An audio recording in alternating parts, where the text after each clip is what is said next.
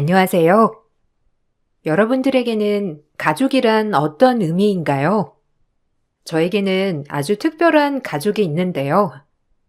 그 얘기를 한번 꺼내보려고 사연을 적어봤어요. 어릴 적 저희 집은 무척이나 가난했어요.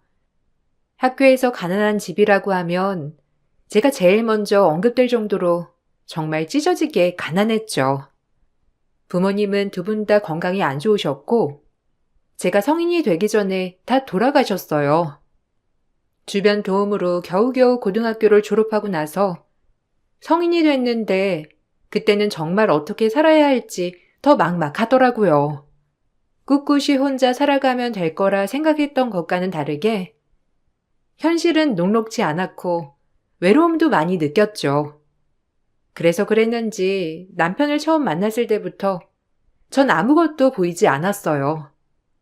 시댁도 넉넉한 집안은 아니었기에 사실 결혼이 힘들 줄 알았는데 예상외로 시댁에선 절 너무나 반겨하셨어요. 전 제가 정말 좋아서 반겨주시는 줄 알았어요. 결혼을 하고서 시모는 당당하게 결혼을 허락한 이유를 말해주셨죠. 솔직히 이제 결혼을 했으니 하는 말인데 이제는 네가 우리 집 가사를 좀 해야 할 것 같구나. 사실 우리 준호가 처음에 은미 너 데리고 왔을 때는 결혼까지 한다길래 장난하는 줄 알았어. 부모도 없고 집도 뭣도 없는 애를 무작정 데리고 와서는 결혼한다고 하니 내 입장에서는 얼마나 황당하니. 준호가 어디 가서 빠지는 애도 아니고. 충분히 더 좋은 사람 만날 수 있었다는 거 은미 너도 알지? 네, 그래서 제가 항상 감사하게 생각해요. 솔직히 전 부모님도 안 계시고 준호 씨에 비해서는 능력도 없으니까 사실 많이 반대하실 거라 생각했거든요. 준호 씨도 반대를 해도 너무 상처받지 말라고 했었는데 생각보다 어머님이 괜찮다고 해주셔서 한 번도 반대 안 하시고 받아들여 주셔서 감사해요. 늘 궁금했는데 그럼 어머님은 저 허락하신 이유가 따로 있으신 거예요? 이유? 뭐 준호야, 다른 여자들이랑도 결혼할 수 있겠지. 그런데 준호 수준에 맞는 애 만나면 걔가 고분고분 내 말이라도 듣겠니? 요즘 애들은 다 지들 하고 싶은 대로 하고 산다는데 사실 난 그런 꼴 못 본다. 며느리는 죽어도 며느리야. 시집을 왔으면 시댁에 맞춰서 살아야지. 이것도 싫다, 저것도 불편하다 하는 여자 데리고 올 바에야 뭣도 없으니 고분고분 말 잘 듣는 애 데리고 오는 게 낫지 뭐. 아, 그럼 제가 말을 잘 들을 것 같아서 그럼 허락을 해주신 거예요? 어머님 근데 제가 뭐 할 줄 아는 것도 없고 살림도 서툴고 그럴 수도 있잖아요. 근데도 한 번도 반대 안 하시고 받아주신 이유가 살림이야. 알려주면 되는 거고. 너는 친정에 있기라니 뭐가 있니? 너도 가족 생겨서 좋고 나는 잘 쓸 며느리 생겨서 좋고 너나 나나 좋은 건데 반대를 할 필요가 없지 뭐. 어쨌든 네 입장에서는 기분 나쁘다 생각을 할지도 모르겠지만 객관적으로 보더라도 네가 훨씬 딸리는 결혼 한 거 알고 있지? 그러니까 알아서 잘해. 내가 잔소리하는 거 너무 고깝게 듣지 말고 알았니? 당당하게 제가 뭐가 없어서 결혼을 허락했다는 시모의 말에 정말 말문이 막히더라고요.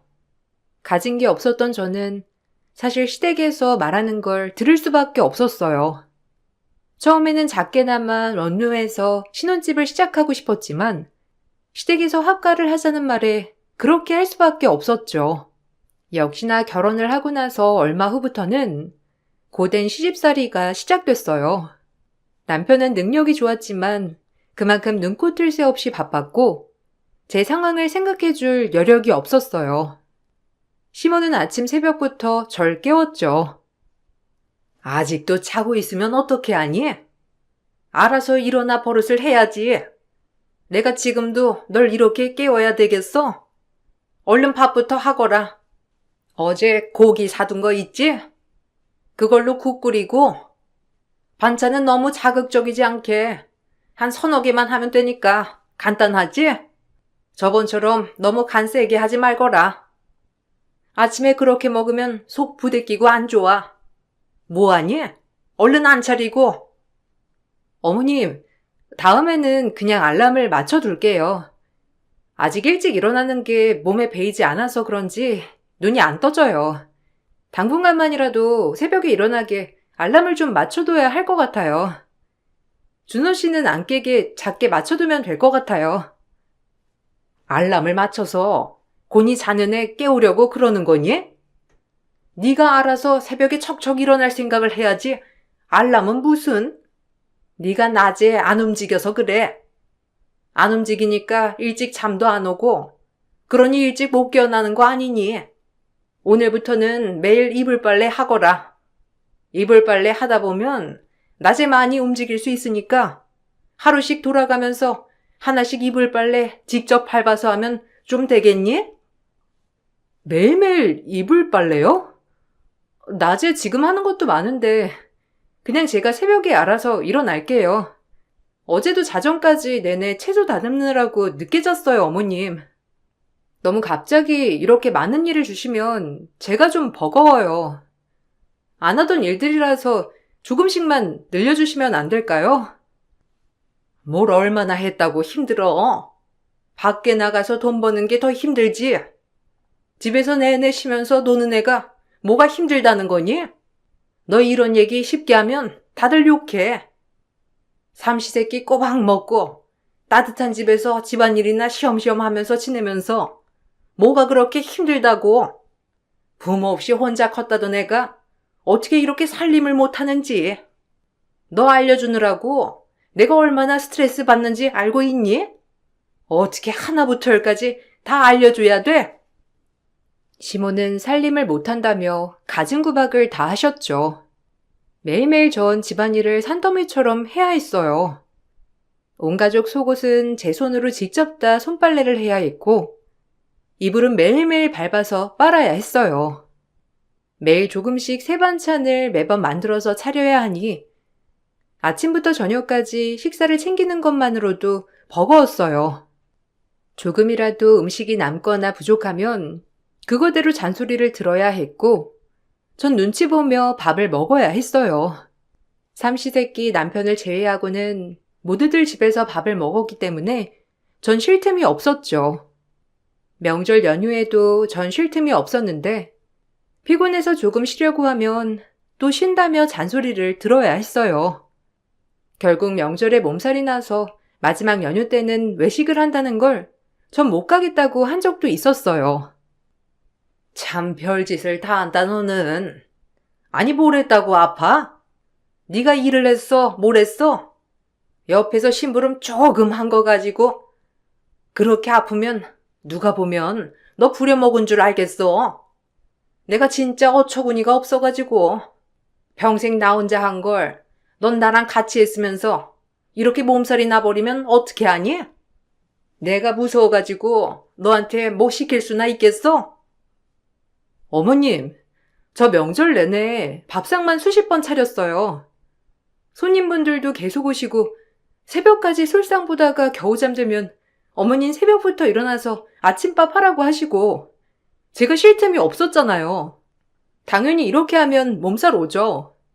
남편도 이번 명절에는 왜 이렇게 손님이 많이 오는지 모르겠다고 하던데. 어머님 그냥 저 오늘은 좀 쉴게요. 저 빼고 식사하러 다녀오세요. 우리가 이렇게 널 생각해 주는데 너는 왜 그렇게 말하니? 나 너무 섭섭하다. 너 생각해서 밖에서 외식하겠다는 거잖아. 너 저녁상 차리지 말라고. 그런데 아프다고 네가 빠지면 어떻게 하니? 너는 꼭 날 나쁜 시어머니로 만들더라. 아까도 봐라. 사람들 앞에서 힘든 내색하니까 다들 며느리 힘들겠다면서 안쓰럽게 보고. 그럼 내가 뭐가 되니? 아프고들랑 같이 가서 밥 먹고 와서 아파. 시모는 제가 아프면 당신은 나쁜 시어머니로 만든다면서 난리가 나셨죠. 전 그래서 아픈 티도 내지도 못했어요. 처음에는 남편도 절 안쓰러워하긴 했어요. 매일 쓰러지듯이 자는 저에게 조금만 참고 견디라고 했던 건 남편이었어요. 여보, 많이 힘들지? 엄마가 좀 유난이라서 당신 많이 힘들 거야. 근데 우리가 지금 갖고 있는 게 없잖아. 조금만 돈 더 모아서 분가하자. 알았지? 엄마도 지금은 저러셔도 나중에는 괜찮으실 거야. 엄마가 쓸데없이 당신 기 잡겠다고 생각해서 저러시는 걸 거야. 나중에는 괜찮을 거니까 조금만 더 버티죠. 이번에 승진도 하고 월급 오르고 그러면 조그만 집이라도 마련할 수 있을 것 같아. 그때까지만 좀 참아줘. 여보, 나 정말 지쳐. 얼굴 표정 하나라도 안 좋으면 어머님 자꾸 당신 나쁜 사람 만든다면서 난리시고 서운해하시고 맘대로 아프지도 못해. 나는 내 나름 최선을 다해서 집안일을 하는데 매번 어머님 성이 차지 않으니까 혼나게 되고 주눅 들어서 더 못하겠어. 원래도 아침은 항상 이런 식으로 차렸던 거야? 재료도 하나 남기면 안 되고 그렇다고 모자라게도 하면 안 되고 너무 넘쳐도 안 되고. 결혼하기 전에는 이 정도까지는 아니었던 것 같은데 엄마가 왜 저러시는지 나도 모르겠어. 아침도 그냥 어제 먹었던 거 그냥 먹었던 것 같은데 그냥 괜히 저러시는 것 같아. 내가 나중에 엄마한테 잘 말씀드려 볼게. 그래도 며느리 들어왔다고 엄마가 기강 좀 잡아보려고 그러시는 것 같은데 금방 전처럼 돌아가실 거야. 그러니까 너무 신경 쓰지 말고 조금만 기다려봐. 남편의 말과는 다르게 시모의 잔소리는 날이 갈수록 더 늘어났어요. 집안의 모든 일들은 제가 하는 게 당연시 되었죠. 시간이 지날수록 시모뿐만 아니라 실행 모든 식구들이 절 마치 가사도우미처럼 생각을 했어요. 처음에는 절 어려워하던 시동생도 어느 순간부터는 절 막대하기 시작했죠. 하루는 세탁기가 고장이 나서 빨래를 하루 못했던 적이 있었어요. 그런데 다음날 난리가 났죠. 도대체 이 집에서 뭘 하는 거야? 형수, 빨래도 안 하고 뭐 했어요? 집에서 탱자탱자 놀면서 빨래도 안 했어요? 언제 넣어둔 옷인데 아직도 빨래가 안 되어 있으면 어쩌자는 거야 진짜. 아, 오늘 입고 나가야 하는데. 형수, 형한테 빌붙어서 살면서 이런 건 좀 제때제때 해야 하는 거 아니에요? 큰 거 바라는 것도 아니고 살림만 제대로 하라는 건데 이거 하나 못해서 원. 에휴. 왜 그러니? 아니 빨래가 왜 안 되어 있어? 예, 어제 너 세탁기 안 돌렸니? 아, 고장 났었구나. 아니 그러면 손빨래라도 해가지고 말렸어야지. 부지런하게 손빨래라도 후딱 하면 될걸. 이걸 안 했어? 어쩔 거야? 얘가 오늘 이거 입고 나간다는데 얼른 빨래 돌리고 건조시켜. 집구석에 있는 애가 이거 하나 못해가지고 이 난리를 만들어야 하니? 세탁기가 고장나기도 했고 그래서 어머님 어제 저한테 급한 세탁물 다 손빨래 하라고 하셔서 제가 다 한 건데 이거 어제 저녁에 놓으신 거잖아요. 제가 빨래를 안 한 게 아니라 도련님이 어제 저녁에 갑자기 빨래 있다고 하면서 주신 거라서 시간도 없었고 하질 못했어요. 그냥 다른 거 입고 가시면 안 되세요? 점심도 얼른 준비해야 하는데. 아이, 이거 꼭 입고 가야 하는데 뭔 소리 하는 거예요? 말귀도 못 알아듣네 진짜. 아, 됐어요. 그냥 아무거나 입고 갈 테니까 오늘은 이거 꼭 세탁해둬요. 집에서 쳐놓는 사람이 빨래 하나를 못해. 에휴. 대놓고 무시하는 시동생 태도에 전 얼굴이 화끈거리고 화도 나더라고요.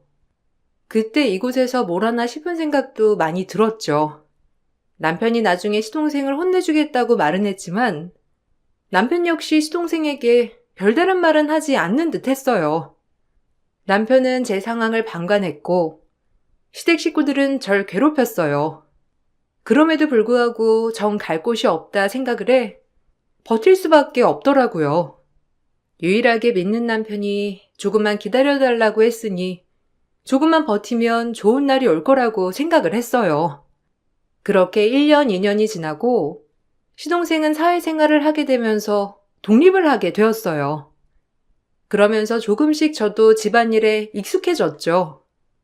시모는 더 이상 저에게 심한 잔소리는 하지 않았지만 가족이 아닌 정말 가정부로 생각을 하는 것처럼 느껴졌어요.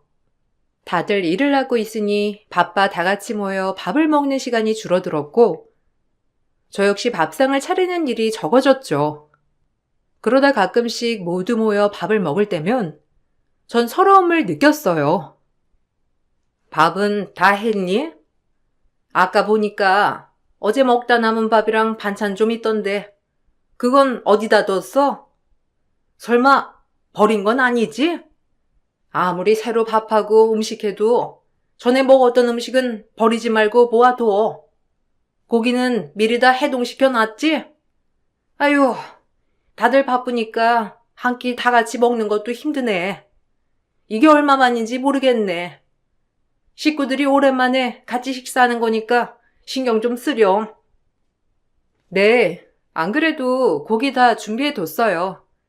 남편이 오면서 밖에서 초밥 포장해서 온다고 해서 같이 먹으면 될 것 같아요. 근데 어제 먹다 남은 밥이랑 반찬은 왜 찾으세요? 어제 그냥 냉장고에 정리해두긴 했는데 날씨가 더워가지고 상했을 수도 있을 것 같아서 이따가 저녁 먹고 상했으면 그냥 버리는 게 나을 것 같아요. 누구 먹을 사람도 없고. 먹을 사람이 왜 없니? 네가 먹으면 되지. 살림하는 사람은 그런 거 하나하나 다 잘 챙겨야 하는 거야. 알지? 아까우니까 네가 얼른 먹어서 치우렴. 너는 어차피 초밥 별로 안 좋아하잖아. 우리가 초밥 먹을 테니까 네가 남은 것들 먹고 정리 좀 하렴. 매번 남는 찬밥이나 잔반들은 내 몫이었어요. 식구들이 다 식사를 하고 남은 음식은 시모는 절 챙겨주는 척하면서 제 입에 몰아넣었죠. 싫다고 거절을 해도 시모는 웃으며 조금만 먹어서 치우자며 강요했어요. 그렇게 먹다 체라도 하는 날에는 미련하게 밥을 먹는다면서 핀잔을 주시곤 했죠. 그런 시모의 말에도 남편은 입을 꾹 다물고 시부는 모른 척 하시더라고요. 아무도 말리는 사람이 없으니 시모는 뭐가 잘못된 건지도 모르고 절 더 괴롭히셨던 것 같아요. 주말이면 시부모는 지인들을 매번 불러 밥을 드시곤 했어요. 평일에는 식구들 삼시세끼를 차리는 것도 힘들었는데 주말은 더 고역이었죠.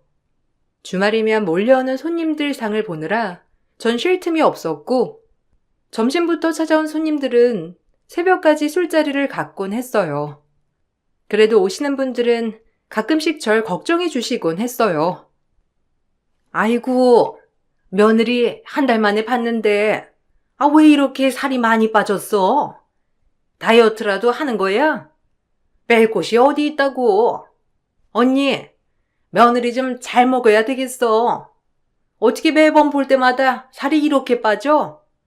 며느리도 여기 와서 밥 같이 먹어요.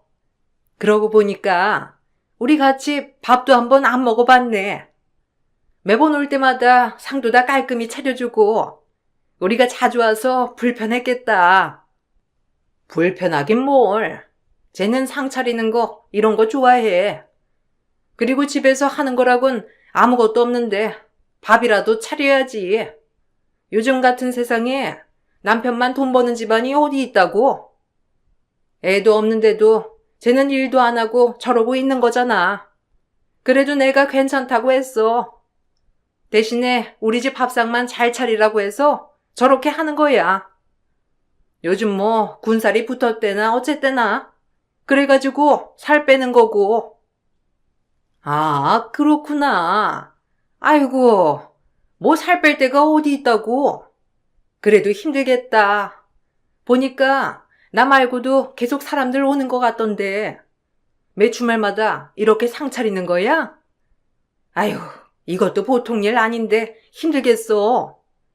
언니, 다음에는 집에서 만나지 말고 밖에서 맛있는 거 먹자. 며느리도 좀 쉬어야지.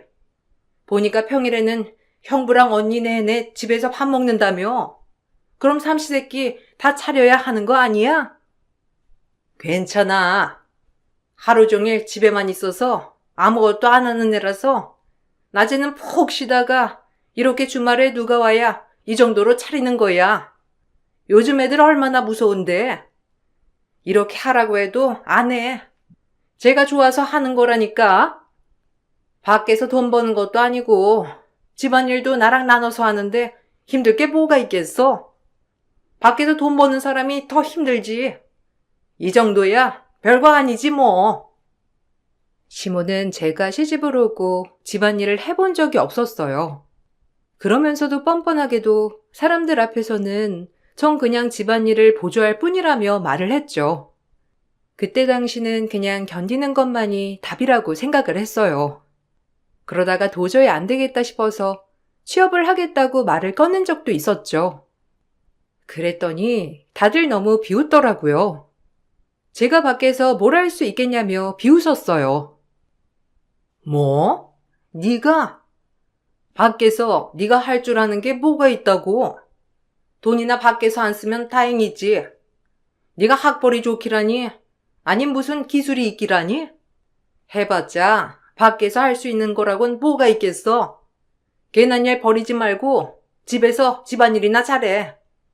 네 남편 밖에서 벌어다 주는 돈 네가 밖에 쏟아부으려고 그러니?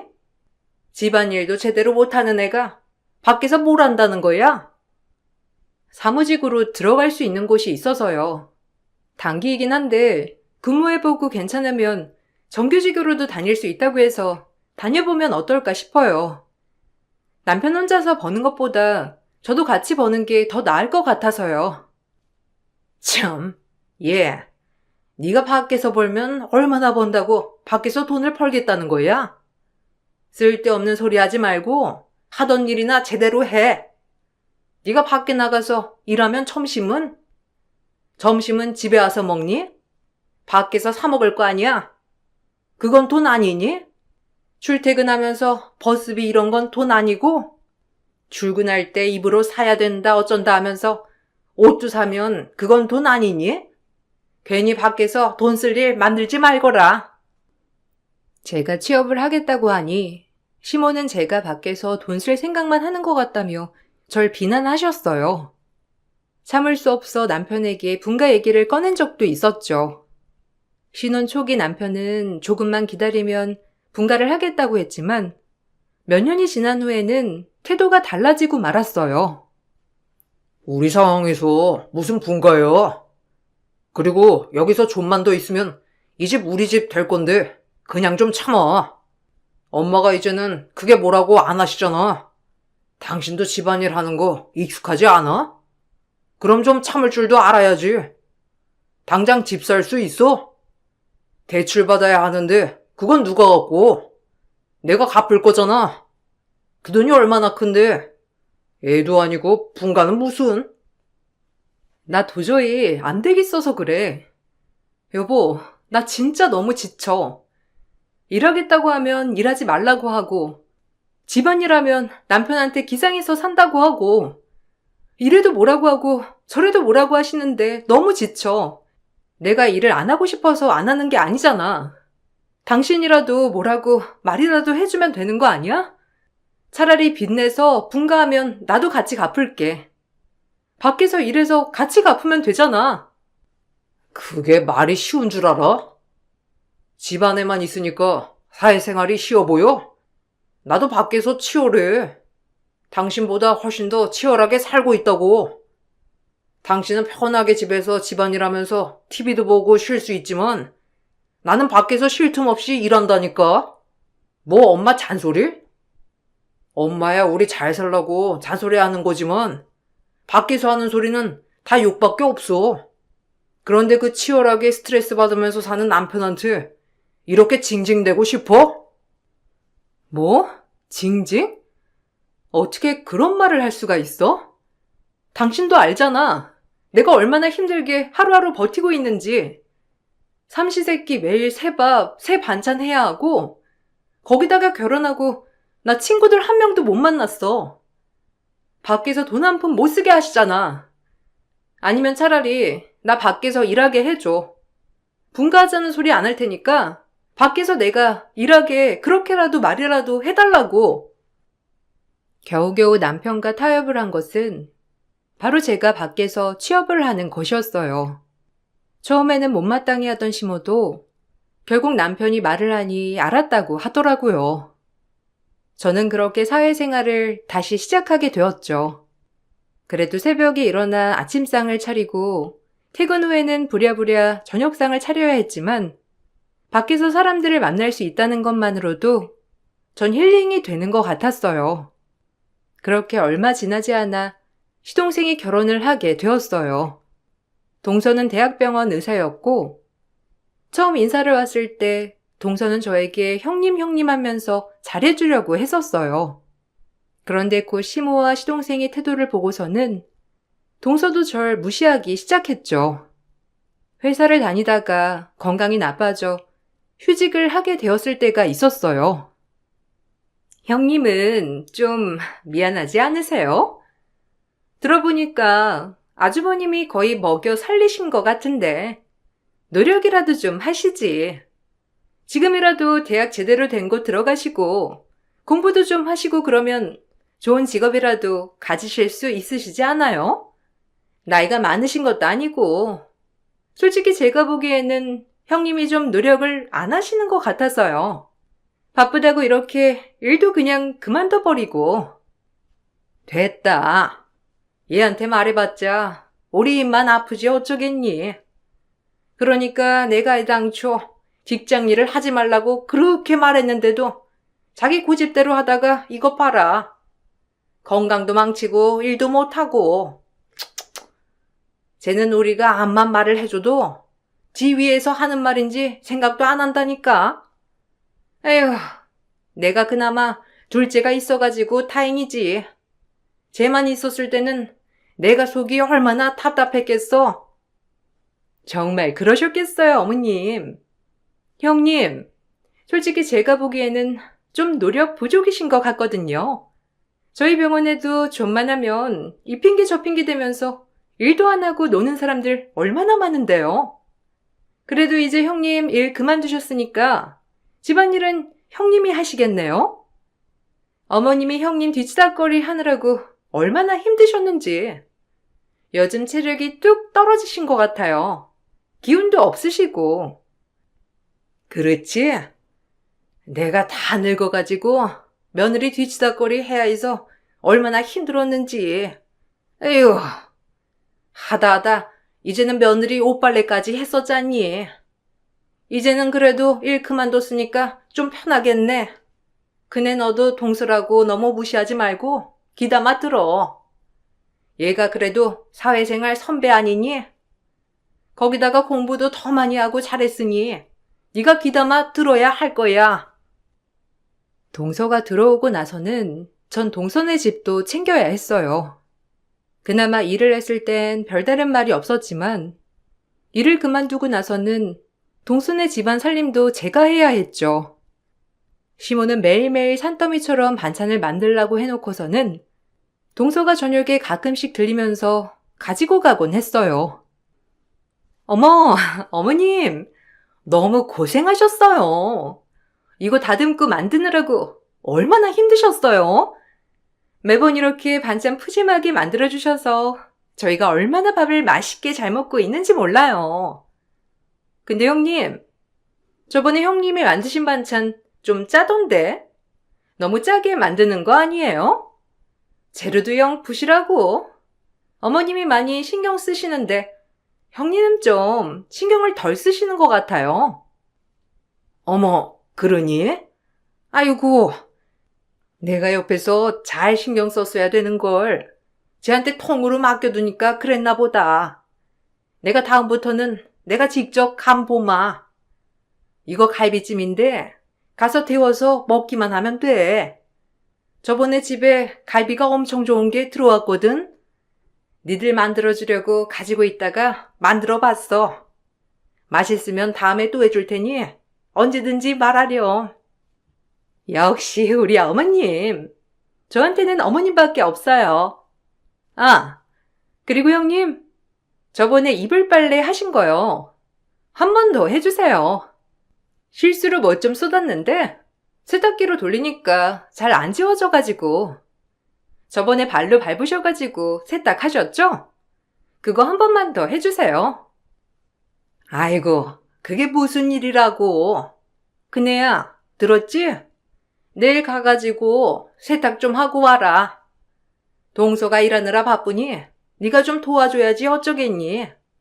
그리고 이거 동서 차에 좀 가져다 놓고. 밖에서 일하는 애라 이런 거 잘못 뜨면 큰일 나.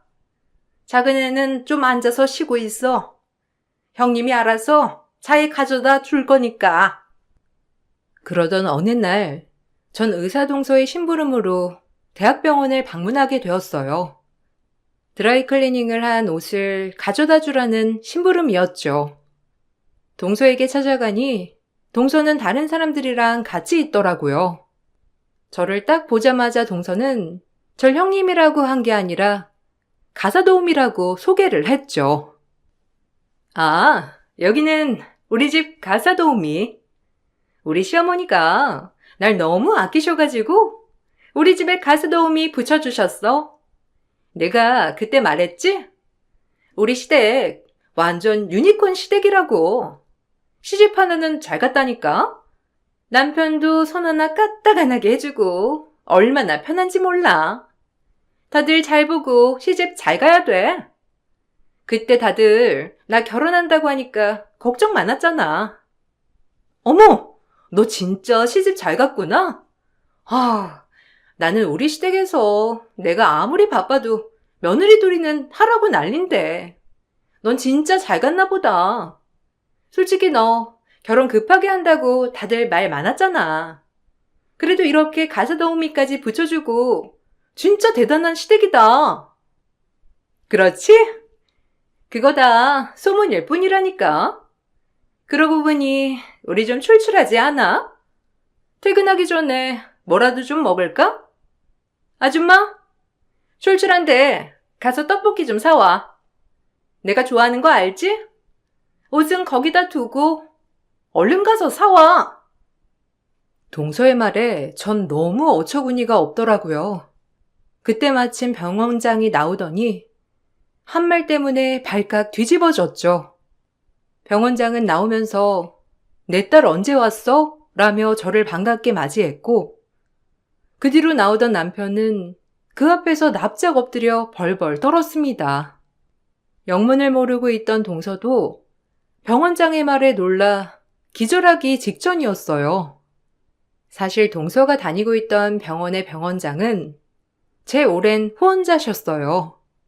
부모님이 지병으로 다니던 병원의 인연으로 절 후원해 주셨던 고마우신 분이셨죠. 부모님이 모두 돌아가시고 난 후에도 병원장님의 후원으로 무사히 고등학교를 마칠 수 있었던 거였어요. 그러다가 제 늦은 방황으로 더 이상 연락을 하지 않았었고 남편과 결혼을 하게 되면서 완전히 끊기게 되었죠. 전 염치가 없어 병원장님께 연락을 못 드렸었는데 알고 보니 병원장님은 제가 연락을 끊은 이후부터 절 계속 찾으셨어요.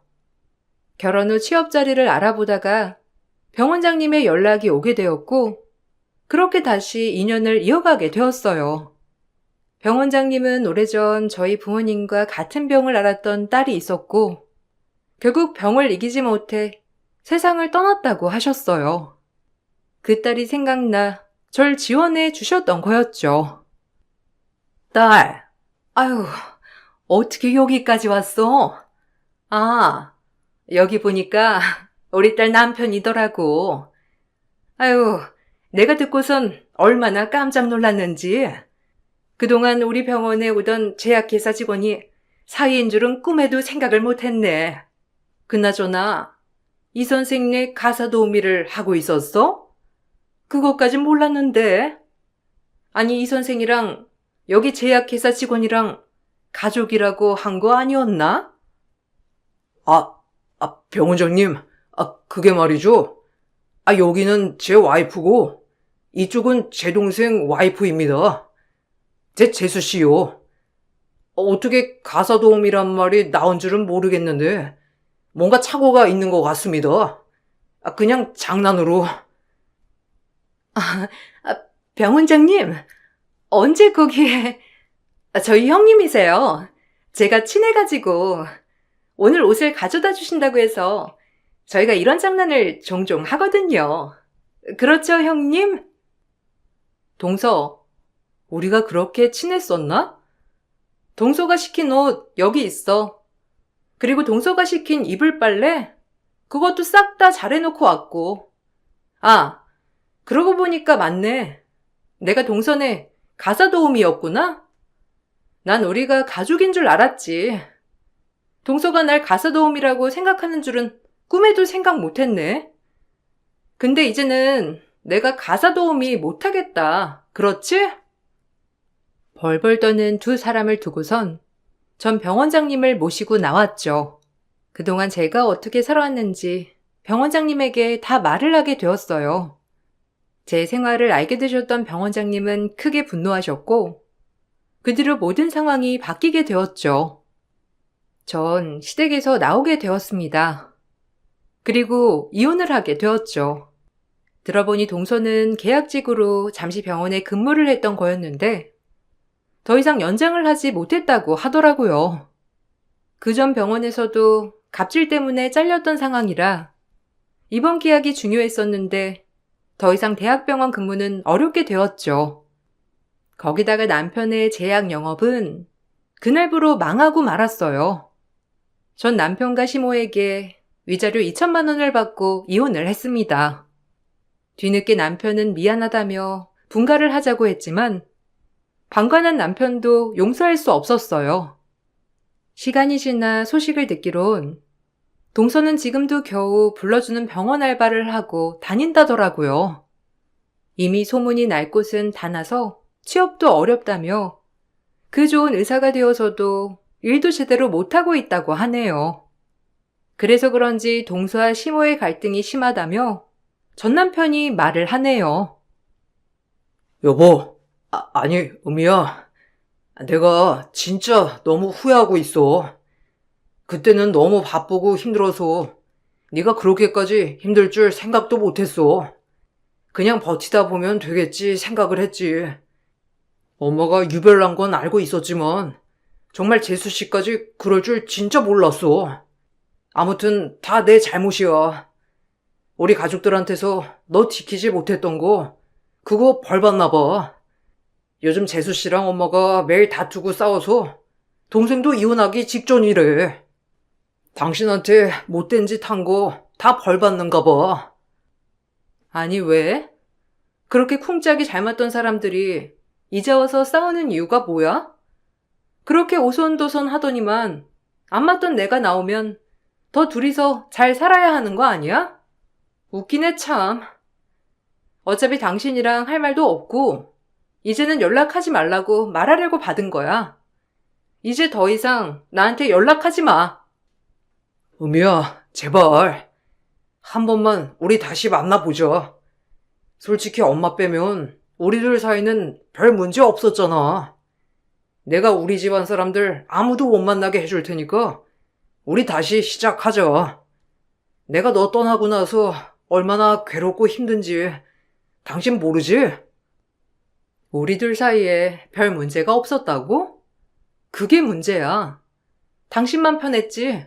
나는 죽을 만큼 힘들었는데 내가 그만큼 참았으니까 당신이 편했던 거야. 그게 문제라고. 우리 사이에 그 큰 문제가 있는데 다시 뭘 시작해?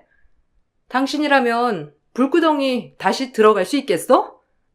우리가 이혼한 건 네 엄마 때문이 아니라 너 때문이야. 평생 후회를 하든지 말든지 내 알바도 아니고 이제는 완전 끝이야, 끝! 전 병원장님의 후원을 받아 다시 대학에 진학했고 지금은 저도 전문직으로 일을 하고 있어요. 병원장님은 제가 연락을 끊고 나서 내내 딸이 꿈에 나와 마음이 편치 않았다고 하시더라고요. 저에게는 병원장님도 돌아가신 병원장님 따님도 평생의 은인이랍니다.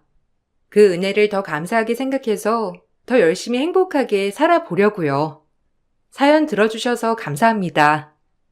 여러분들에게도 행복하고 좋은 인연이 많이 찾아오길 기원하겠습니다. 안녕하세요. 저는 40대 중반 여자입니다. 불과 몇 달 전에 일어난 일들을 여러분들께 털어놓고자 사연을 신청하게 되었습니다. 제 곁에 평생 함께 머물러 줄 거라고 생각했던 소중한 사람들이 한순간에 모두 떠나버리는 일이 있었어요. 현실을 부정하고 싶었지만 눈앞에 펼쳐진 광경은 저에게 너무나도 큰 고통을 안겨주었고 지금도 꿈만 꾸고 있는 것 같습니다. 3개월 전쯤에 엄마의 건강 상태가 많이 안 좋아져서 마음의 준비를 해야 되는 날이 다가와 정신적으로 힘든 날들을 보내고 있었습니다. 아빠도 저를 두고 일찍 세상을 떠나시더니 엄마도 췌장암으로 저와의 작별을 준비하고 계셨죠. 하루하루 겨우 버티며 살아가고 있는 와중에 저에게 힘이 되어준 건 남편과 하나뿐인 10년지기 친구였습니다. 저를 위로해주기 위해 저희 집에 자주 찾아왔던 친구는 많은 것들을 도와주며 제대로 신경 쓰지 못했던 부분들을 뒤에서 챙겨주고 있었어요. 너무 고마웠고 항상 미안할 만큼 제가 병원에서 엄마 곁을 지켜주는 동안 집안에 필요한 것들을 대부분 해결해 주었습니다. 10년을 알고 지냈으니 가족이나 다름없었죠. 아이들도 제 친구가 항상 잘 챙겨줘서 그런지 거의 엄마처럼 잘 따르며 좋은 관계를 유지하고 있었습니다. 엄마와 함께 할 수 있는 시간이 얼마 남지 않게 되면서부터 병원에 더 오래 있게 되다 보니 집안일에 제대로 신경 쓰지 못하고 있는 부분들을 친구가 대신 도와주고 있던 어느 날 너무 신세만 지는 것 같아 오래간만에 저희 식구들과 친구를 데리고 외식이나 하려고 서둘러 집에 간 적이 있었어요. 아이들을 돌봐주고 있다는 친구가 고생할 걸 생각하니 너무 미안해서 최대한 빨리 집에 도착해 현관문을 열었는데 아이들은 거실에서 뛰어놀고 있더라고요. 남편도 때마침 퇴근을 했는지 현관에 신발이 보이길래 그네한테 아빠 어디 갔냐고 물어보니 안방에서 쉬고 있다길래 별 생각 없이 안방 문을 열려고 하는 순간 안방에서 이상한 소리가 제 두 귀를 의심하게 만들었어요.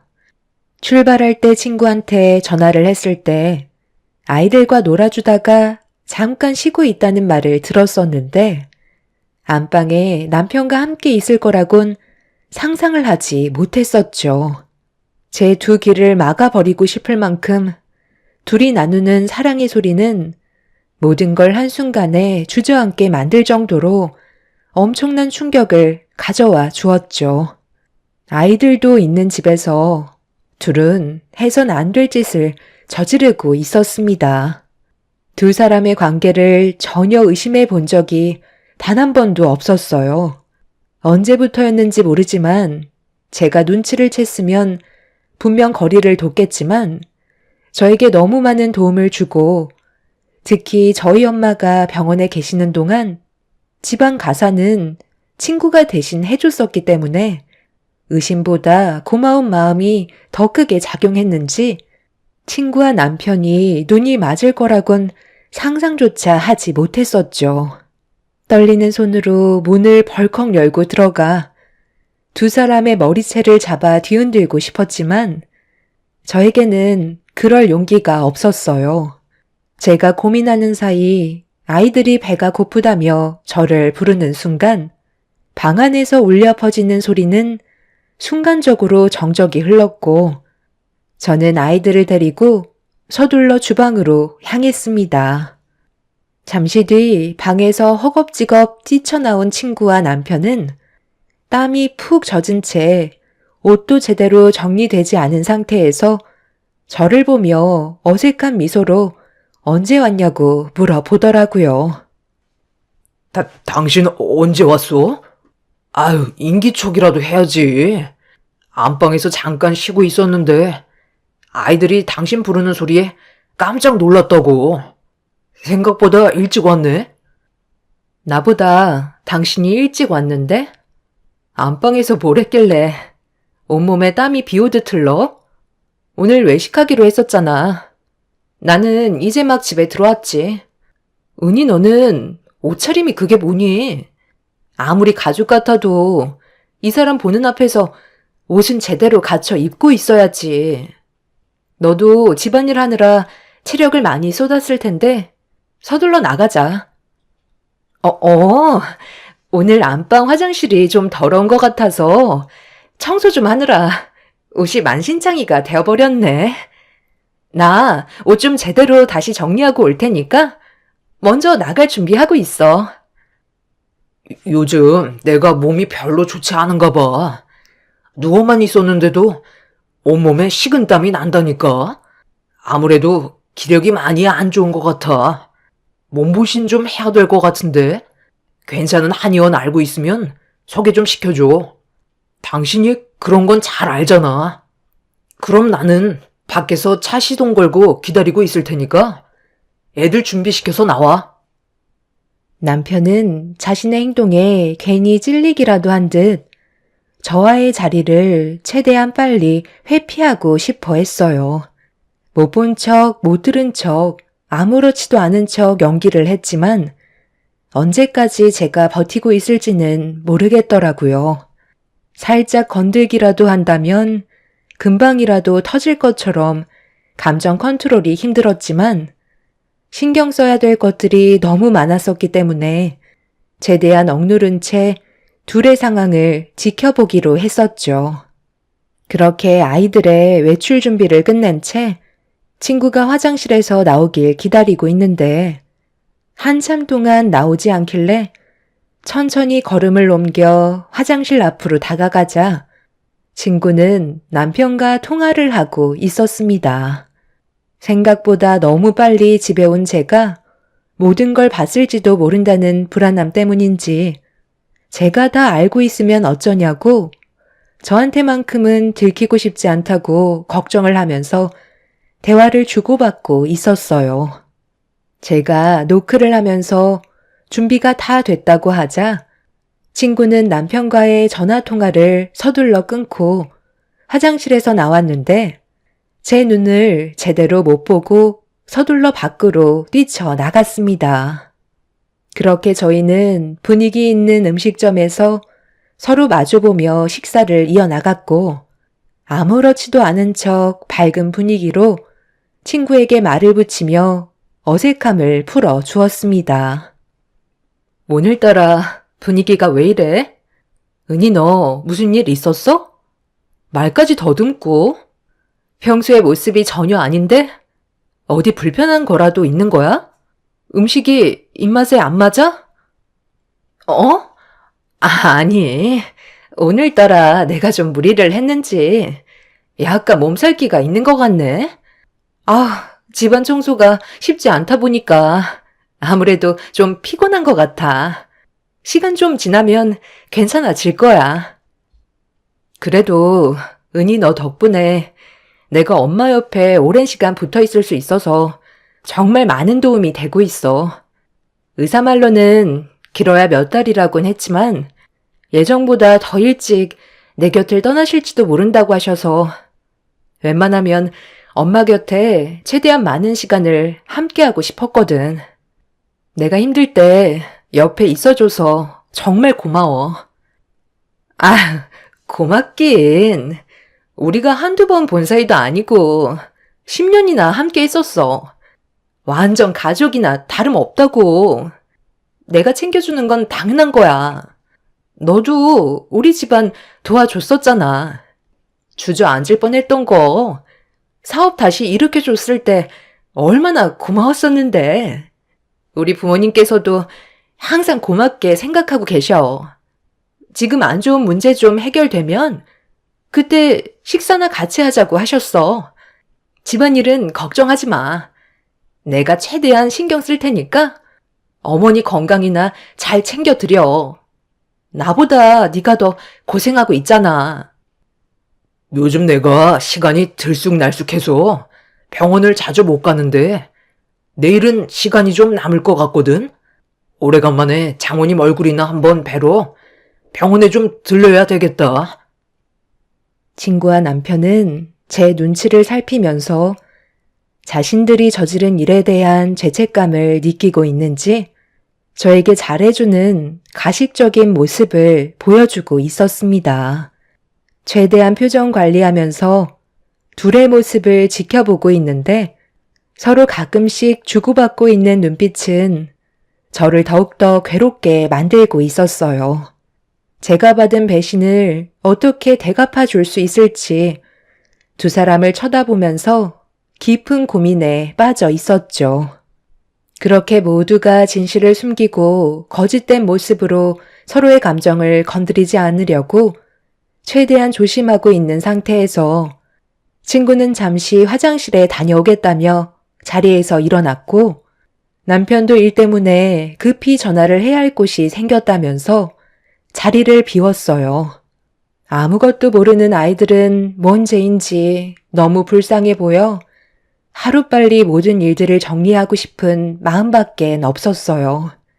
그런데 큰애가 저에게 충격적인 한마디를 뱉었고 너무 놀란 저는 입을 다물지 못했습니다. 아이들은 아무것도 모를 거라 생각했었는데 모든 걸 뒤에서 지켜만 볼 뿐 입 밖으로 꺼내지 않았던 거였어요. 그네가 친구와 남편이 자기들이 잠깐 놀이방에 들어가 놀거나 거실에서 TV를 보고 있으면 서로 가까이 붙어서 접촉을 한다고 진한 애정 표현을 서슴없이 보여주고 있었다는 걸 아이 입으로 듣고 말았죠. 그네도 모든 걸 다 알고 있는 듯 제가 상처받을까봐 그동안 모른 척 했었다면서 집안일을 도와주려고 집에 왔을 때부터 남편과 친구와의 사이가 심상치 않았다는 걸 저에게 전부 다 알려주었어요. 아이들한테만큼은 상처를 주고 싶지 않았는데 두 사람은 저에게 씻을 수 없는 상처를 안겨주고 말았죠.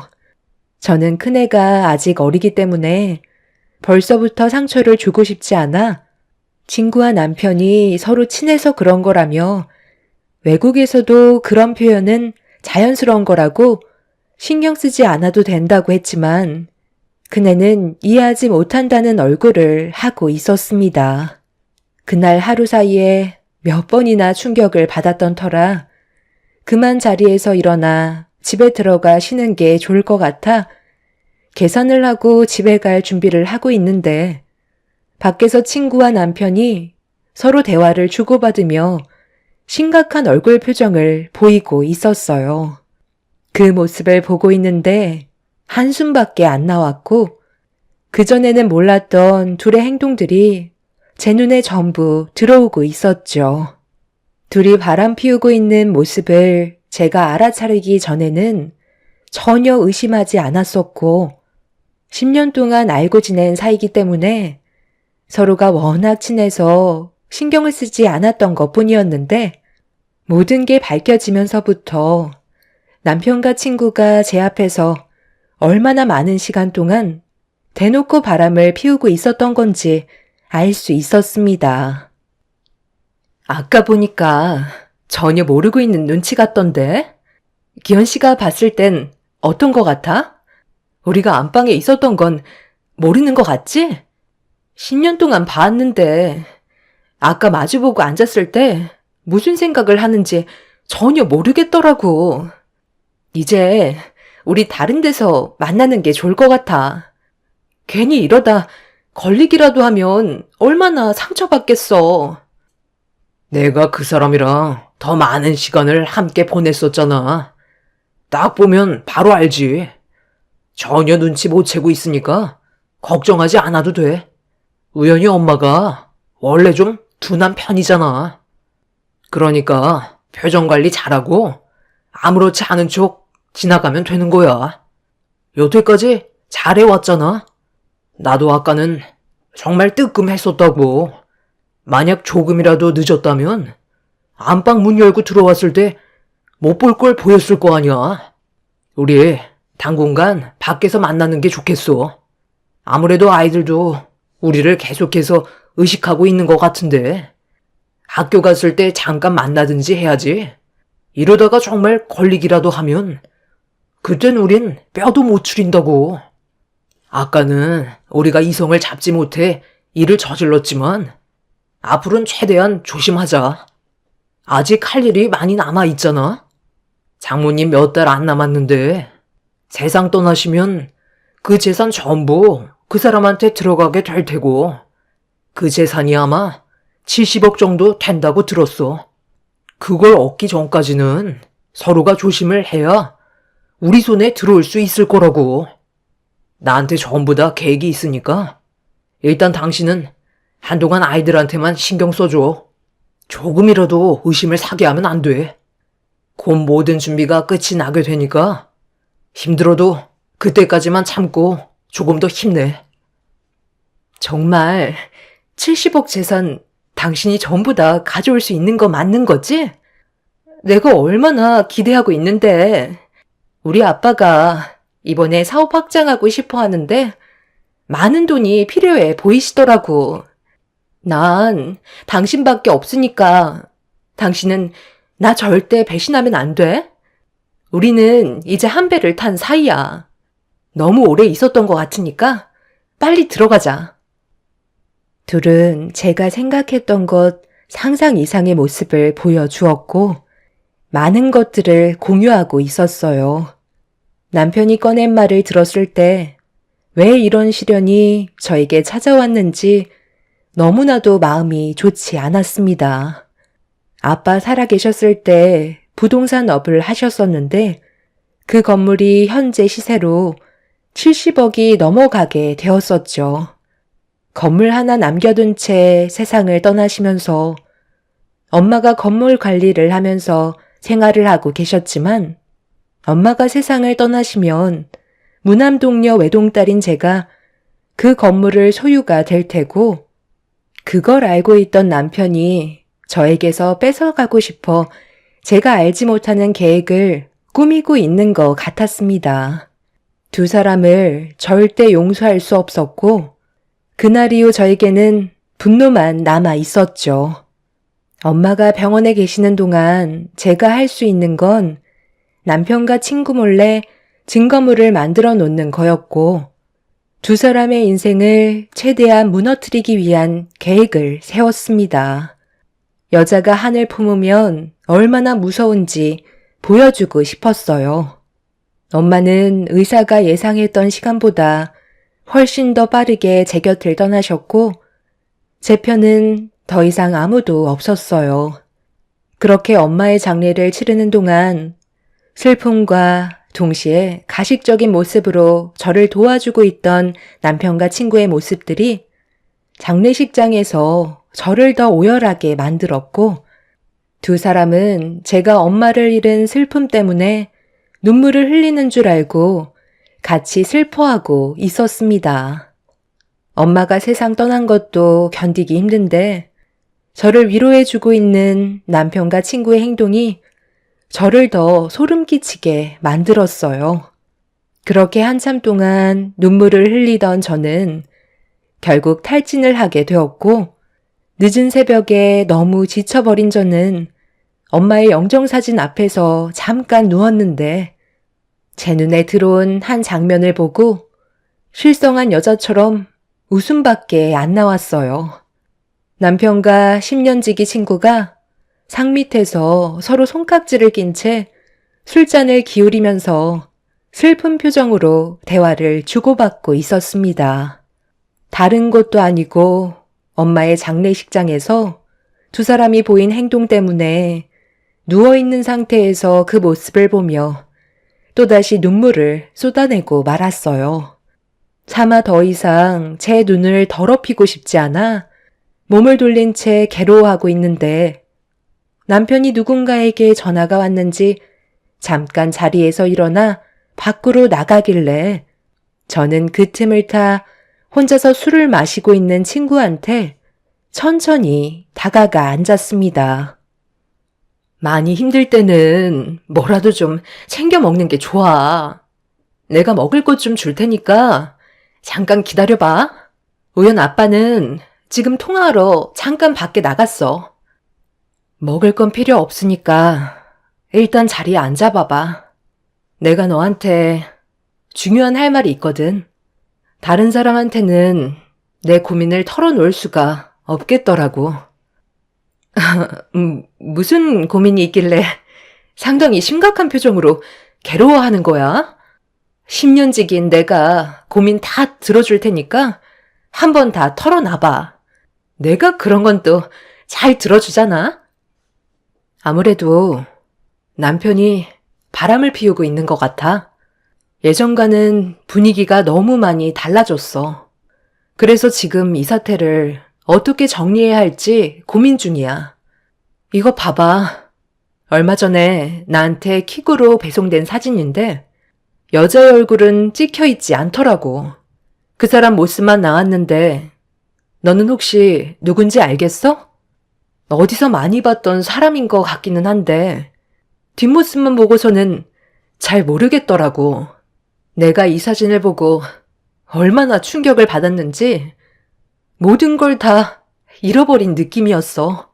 앞으로 어떻게 하면 좋을까? 나도 네가 이런 고민을 털어놓을 거라곤 전혀 생각하지 못해서 지금 상당히 당황스럽긴 한데 사진 속에 보이는 여자는 나도 처음 보는 것 같은데? 우연 아빠가 정말 바람을 피우고 있다는 거야? 이거 너무 충격이라 무슨 말을 해야 될지 나도 잘 모르겠어. 일단 좀 더 조사를 해보는 게 좋지 않을까? 그래서 사람을 시켜서 조사를 하려고 계획하고 있는 중인데 내가 생각하고 있는 계획이 몇 가지 있는데 한번 들어볼래? 일단 남들이 다 아는 상간소송으로 이혼을 하고 사진 속의 여자한테까지 위조를 받던지 아니면 내가 가진 재산으로 이 두 사람을 두 번 다시 세상 빛을 못 보게 만드는 거야. 너는 어떻게 했으면 좋겠어? 나는 전자보단 후자가 나을 것 같은데. 내가 알아본 업체가 꽤 음지에 있는 사람들인데 돈만 주면 시키는 건 뭐든지 한대. 사진 속에 보이는 사람이 남편과 상간녀 둘이니까 돈은 좀 많이 들긴 하지만 전문 업체라 뒤처리도 깔끔하고 쥐도 새도 모르게 사라질 수 있게 정리해줄 수 있다고 하던데? 그래서 나는 후자를 선택하기로 거의 결정했거든. 내가 이런 고민을 너한테 얘기하는 건 아직 내가 이성의 끈을 놓지 않았다는 거야. 은희야, 너는 어떻게 생각해? 위자료 쪽이야? 아니면 나랑 같은 생각이야? 너도 내 친구니까 똑같은 감정을 느끼고 있을 거 아냐. 이 사진을 처음 봤을 때 어떤 기분이었어? 나처럼 배신감을 느꼈지? 너한테 너무 어두운 얘기를 했나 보다. 됐다, 신경 쓰지 마.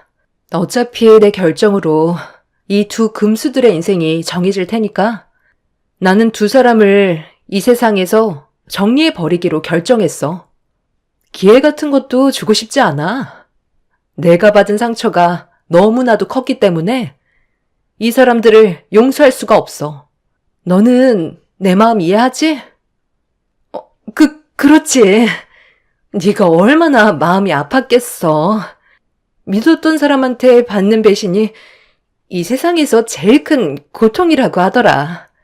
그래서 네가 아까 그렇게 오열을 했던 거구나. 그래도 너무 극단적인 선택은 하지 않는 게 좋을 것 같아. 우연 아빠랑 사진 속의 여자도 아주 잠깐의 실수였을지도 모르잖아. 아이들도 생각해야지. 그래도 아이들한테는 아빠가 있어야 하는데 꼭 그렇게 해야 되겠어? 지금 네가 너무 많이 힘들어하는 것 같아서 내가 무슨 말을 해도 들리지 않겠지만 분명 우연 아빠도 후회하고 있을 거야. 다시는 만나지 않으려 할지도 몰라. 일단 좀 더 지켜보는 게 어떨 것 같아? 불행은 또 다른 불행을 남겨주게 되는 거라고. 너는 지금까지 왜 결혼을 안 한 거야? 10년 동안 내 옆에 있어주면서 단 한 번도 남자를 만나거나 소개해준 적 없었잖아. 네가 나처럼 가정을 꾸리고 살아왔었다면 내 마음 충분히 이해해줬을 텐데. 벌써 그 업체에 내가 지시를 내린 상태야. 장례식이 끝나고 남편과 사진 속에 있던 여자가 단둘이 만나는 순간 그때를 놓치지 않고 정리해주기로 했어. 둘이 좋아서 붙어 있겠다는데 세상 떠나는 것도 같이 갈 수 있게 해줘야 하지 않겠어? 은희야, 그런데 왜 이렇게 굳어있는 거야? 아유, 누가 보면 네가 내 남편과 바람난 줄 알겠다. 나도 술이나 좀 줘봐. 엄마도 내 곁을 떠나시고 남편이라는 사람도 다른 여자 만나서 조만간 세상 떠나는데 내 곁에는 이제 의지할 데가 은희 너밖에 없다. 그러고 보니 너희 아버지 사업은 잘 되어가고 계시다며?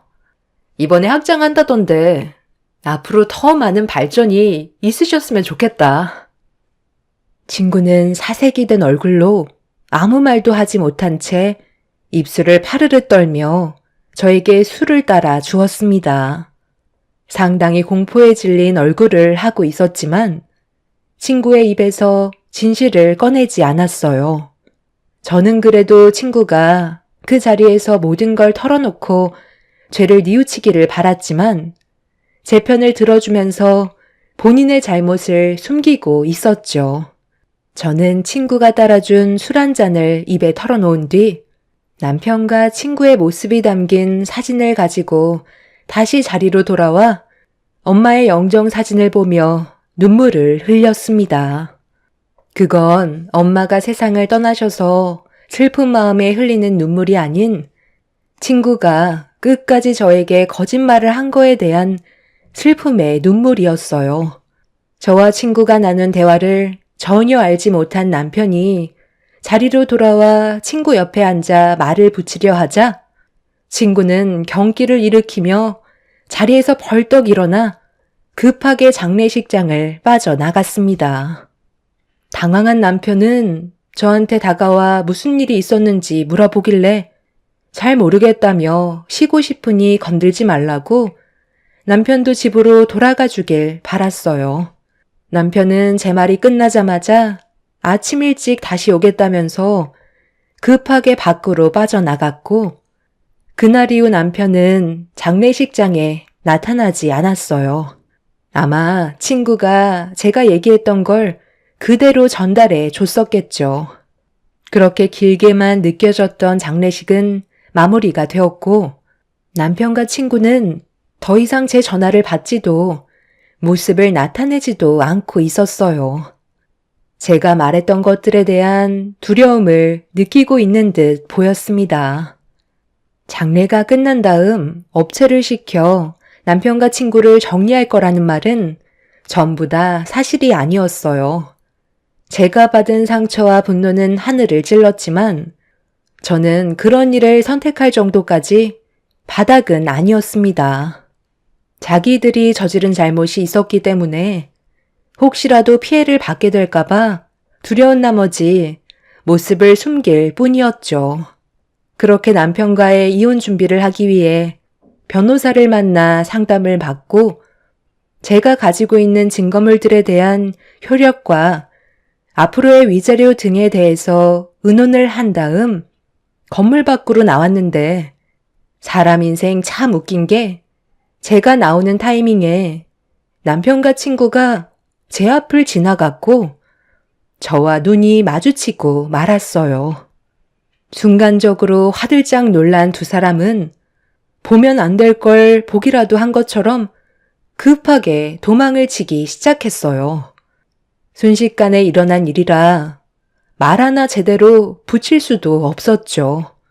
그동안 둘이 함께 숨어 지내고 있었는지 저에게 발각된 이후 차를 타고 사라졌는데 죄를 지으면 결국 그 끝은 비참하다는 결과가 뒤따라오듯 남편과 친구가 교통사고가 나서 생명이 위급하다는 말을 듣고 말았습니다.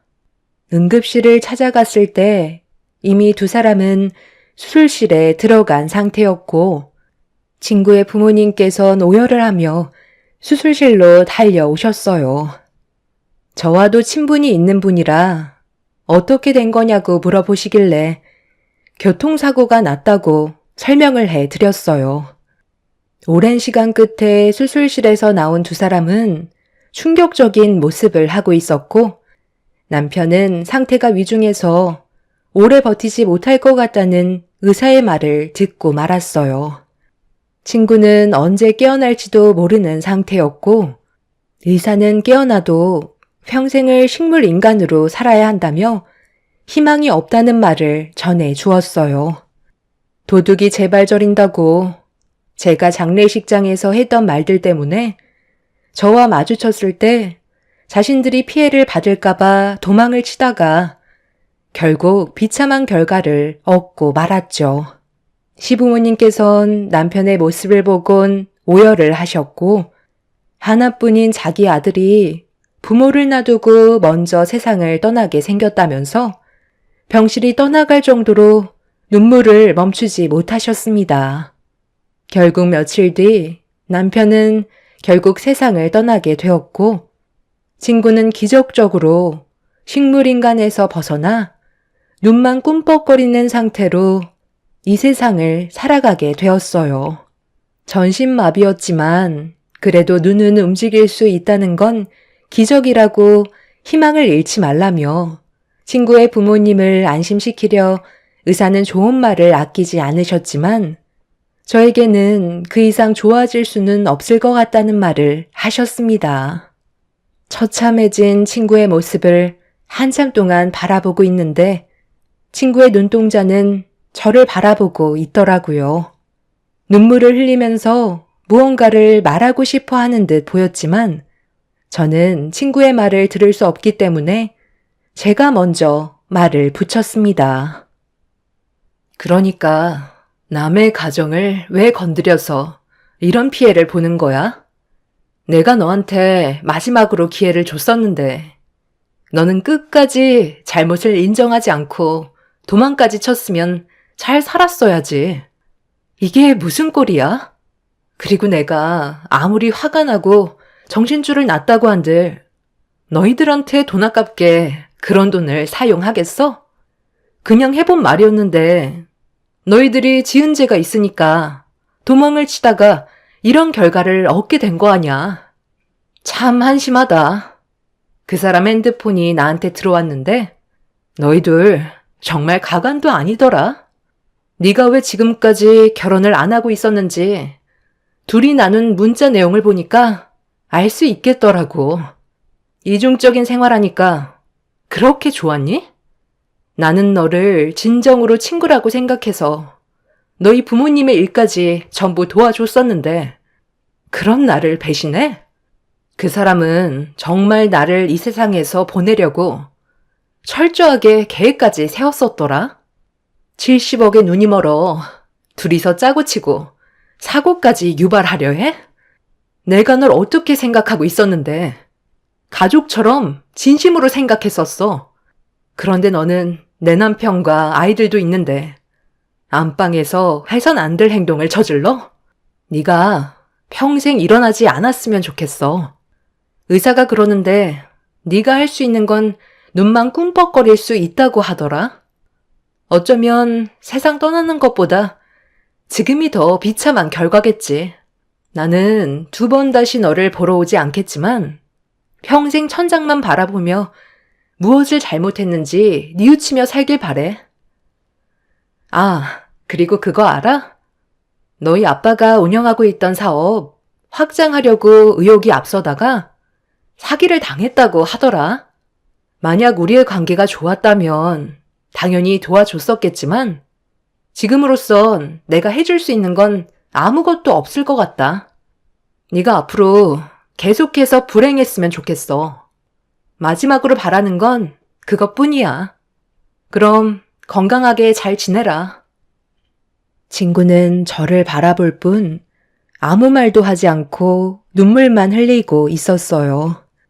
눈빛에선 미안하다는 말을 하고는 있었지만 저는 친구를 용서해 줄 수 없었습니다. 남편은 저에게 했던 잘못에 대한 용서도 구하지 않고 세상을 떠났지만 오히려 그게 더 잘된 일인 것 같네요. 추한 모습 더 이상 보고 싶지도 않았거든요. 소중했던 사람들을 한순간에 모두 잃게 됐지만 아직 제 나이 젊기 때문에 앞으로 아이들과 남은 인생 행복하게 살고 싶어요. 제가 바라는 건 그것뿐입니다. 친구는 자기 잘못을 뉘우치고 있을까요? 아니면 저에 대한 분노만 남아있는 상태일까요?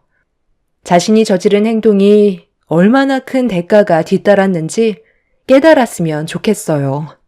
제 사연을 여러분들께 털어놓게 되니 어느 정도 마음이 후련해진 것 같네요. 여러분들의 삶은 저처럼 불행이 아닌 행복만 가득하시길 바랍니다. 감사합니다. 안녕하세요. 저는 서울에 살고 있는 30대 중반 여자입니다. 그동안 남편 하나 보고 정말 열심히 살아왔는데 말도 안 되는 일들이 제 삶에 펼쳐져서 사연을 신청하게 되었습니다. 남편을 30대 초반에 만났으니 벌써 결혼 5년 차가 넘어갔네요. 저희 부부도 남들과 다를 바 없이 잘 지내왔었고 현재 3살 된 쌍둥이 아이들을 키우면서 평범한 부부 생활을 유지해오고 있었는데 어느 날 남편과 함께 바람을 쐬러 간 적이 있었어요. 그런데 그날따라 남편의 행동이 평소와는 많이 다르더라고요. 자리를 자주 비우길래 신경이 쓰이기 시작했어요. 식사를 하다가도 전화가 왔다고 자리를 피하고 화장실은 왜 이렇게 자주 가는지 제가 알던 남편의 평소 모습과는 많이 달랐었어요. 그러다 보니 저 또한 심기가 별로 좋지 않았고 기분이 상하기 시작했죠. 정말 오래간만에 남편과 둘만의 시간을 보내는 거였는데 남편은 국내 최대 로펌에서 일을 하게 된 이후부터 상당히 바쁜 생활을 보냈었습니다. 그전에도 변호사 생활이 한가한 건 아니었지만 상당히 큰 로펌에 입사하고 나서부턴 삶에 많은 변화가 찾아왔어요. 남편이 하는 일을 제가 전부 다 알 수 없기 때문에 저와 아이들을 위해 열심히 일을 하고 있는 중이라고만 생각하고 이해하려고 했어요. 저희 엄마가 저와 남편이 주말에 함께 시간을 보내지 못하는 게 안쓰럽다며 몸도 불편하신데 먼 길을 오셔서 아이들을 돌봐주셨습니다. 저에겐 정말 황금 같은 시간이었는데 남편은 저보다 일이 우선이었어요. 차라리 집에서 육아하는 게 속 편할 것 같았습니다. 아무리 일도 좋지만 계속 핸드폰만 보고 있는 모습을 보니 그만 집에 들어가고 싶었어요. 그래서 남편한테 집에 있는 아이들이 신경 쓰여서 집으로 돌아가야겠다는 말을 꺼냈고 남편은 제 말이 끝나자마자 그렇게 하는 게 좋을 것 같다면서 먼저 자리에서 일어나 급하게 계산을 하고 건물 밖으로 나갔어요. 당신은 나와 함께 있는 시간이 소중하지 않아? 우리가 데이트를 자주 하는 것도 아니고 정말 어쩌다가 우리 엄마가 내 얼굴 보려고 잠깐 내려왔을 때 시간을 가지는 건데 함께 있는 동안 계속 핸드폰만 붙잡고 있는 거야? 이럴 거면 나랑 데이트하고 싶다는 말도 아예 꺼내지를 말지. 왜 사람 기대하게만 만들어? 같이 나와준 것만도 고맙게 생각해야 되는 거 아니야? 덕분에 바깥 바람도 쐬고 좋았잖아. 너는 내가 노력하는 건 안 보여? 나 혼자 잘 살자고 이러는 거야? 내가 가정을 위해 노력하고 있는 건 안 보이고 잠깐 자리 비었다고 이런 식으로 행동하는 거 나도 당신한테 많이 서운해. 전에 일했던 로펌과는 급이 다른 국내 최대 대형 로펌에 입사했어. 그만큼 할 일도 많아지는 거라고. 다른 여자들이었으면 날 하늘 보듯 했을 텐데 마누라 잘못 만나서 국내 최대 로펌 변호사인 내가 이런 대우나 받고 있는 게 정말 안타깝다. 길 가는 여자 아무나 붙잡고 얘기해봐. 당신이 이러는 거 이해 못할걸? 같이 살아주는 것만도 감사하게 생각해야 될 정도라고. 아, 됐다. 내가 너한테 뭘 바라겠냐? 나 지금 중요한 사람 좀 만나야 되거든? 그러니까 택시 타고 집으로 들어가. 오늘 늦을 것 같으니까 기다리지 말고 먼저 자. 장모님한테는 나중에 같이 저녁 먹겠다고 말씀드려. 그리고 바쁜데 나한테 전화 좀 그만 하시라고 그래. 사건 검토 중에 얼마나 귀찮은 줄 알아? 남편은 저를 식당 앞에 놔두고 먼저 출발을 했어요. 너무 서운했던 건 집에까지 차 타고 10분 거리인데 가는 길에 잠깐 태워줘도 되는 걸 그것조차 귀찮았는지 저보고 택시를 타고 가라는 말이 서운하게 다가왔습니다. 저를 집에까지 바래다 줄 시간조차 없을 정도로 업무가 많이 바쁜 것 같아 이해하려 했어요. 그래서 어쩔 수 없이 택시를 타고 집으로 가고 있었는데 신호에 걸려 택시가 멈추는 순간 남편의 차가 제 눈에 들어왔어요. 누군가를 기다리고 있는지 시계를 보면서 초조해하는 얼굴이 보였는데 누군가 건물에서 나왔고 남편은 밖으로 나온 여자에게 깍듯하게 인사를 하면서 차 문까지 열어주는 장면을 목격하게 되었습니다.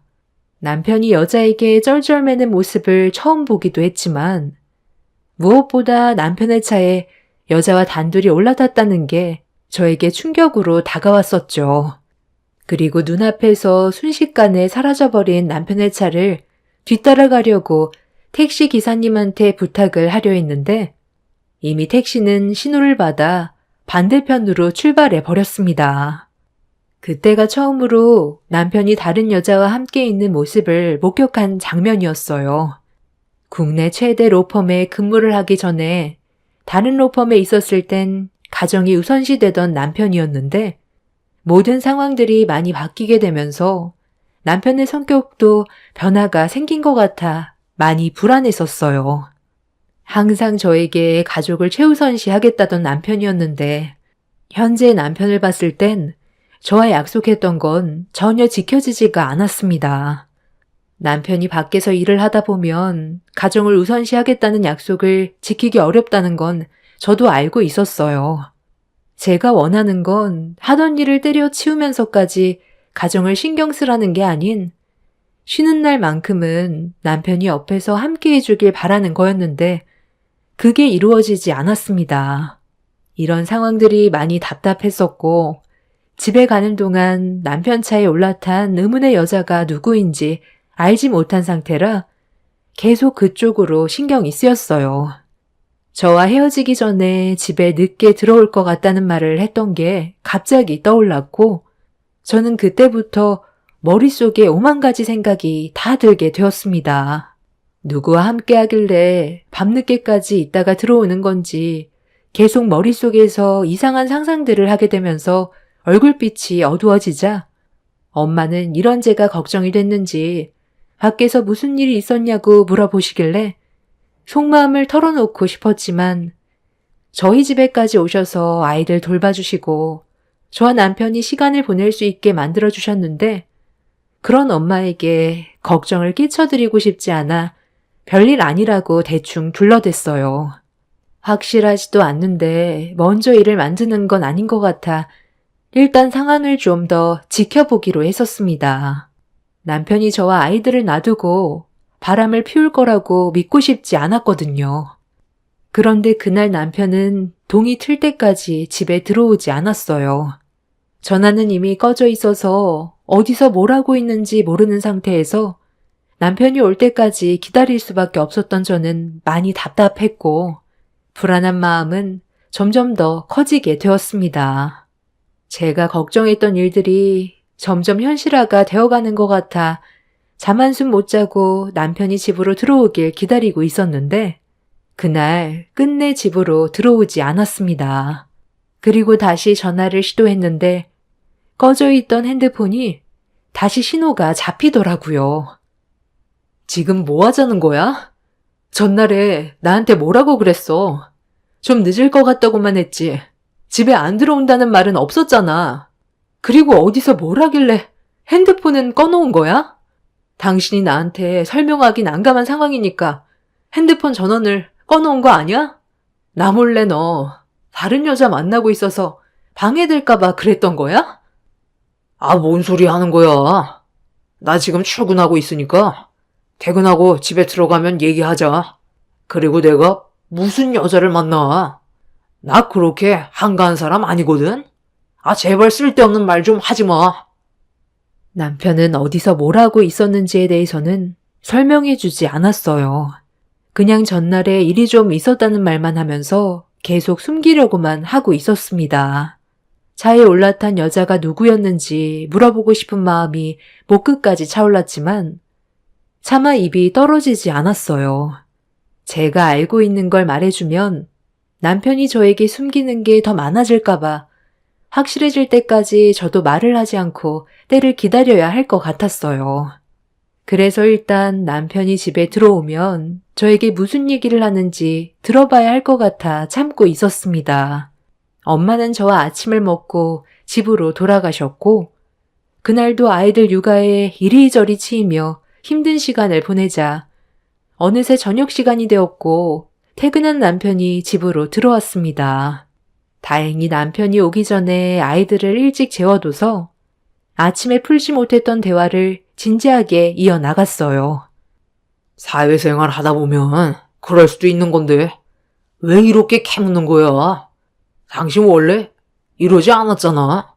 전에 다니던 로펌에 지인분들과 술 한잔 하면서 이런저런 얘기 좀 하다 보니까 대화가 길어졌고 술도 많이 마셔서 대리운전까지 불러 집에 들어올 몸 상태가 아니었어. 그리고 잘 자고 있는 애들 깰까봐 그냥 호텔에서 자고 다음날 바로 출근한 거야. 너는 어떻게 내가 다른 여자를 만난다고 생각할 수 있는 거야? 내가 그랬으면 대놓고 집에 안 들어왔겠어? 오히려 더 철저하게 숨기고 있었겠지. 쓸데없는 상상 같은 거 하지 말고 집안일이나 좀 잘 좀 해. 꼴이 이게 뭐냐? 나는 밖에서 하루 종일 힘들게 일하고 있는데 너는 집에서 애들 보는 것도 쩔쩔매고 있는 거야? 내가 퇴근하고 집에 들어왔을 때 집안이 좀 깨끗했으면 좋겠어. 쉬고 있을 시간에 먼저 치우면 좋잖아. 당신이 애들을 제대로 돌봐준 적이나 있어? 돈만 가져다 준다고 해서 아빠의 역할이 끝나는 게 아니야. 당신이 해야 될 일도 있는 거라고.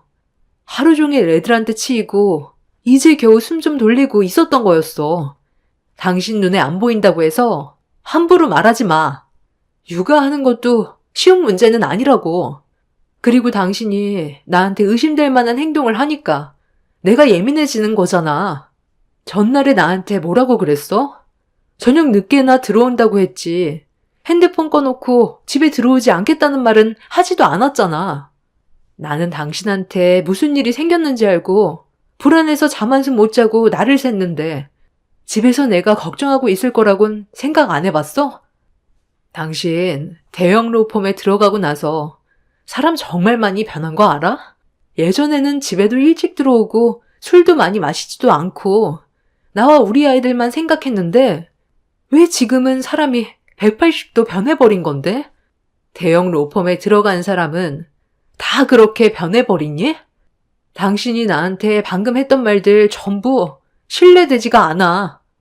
전날에 무엇을 했는지 내가 정확하게 좀 알아야 될 것 같아. 전에 다니던 로펌의 동료와 술 한잔 했다고 했지? 지금 이 자리에서 전화 연결해봐. 확인해 보게. 너 지금 나를 의심하는 거야? 이런 걸로 내가 너한테 확인까지 시켜줘야 돼?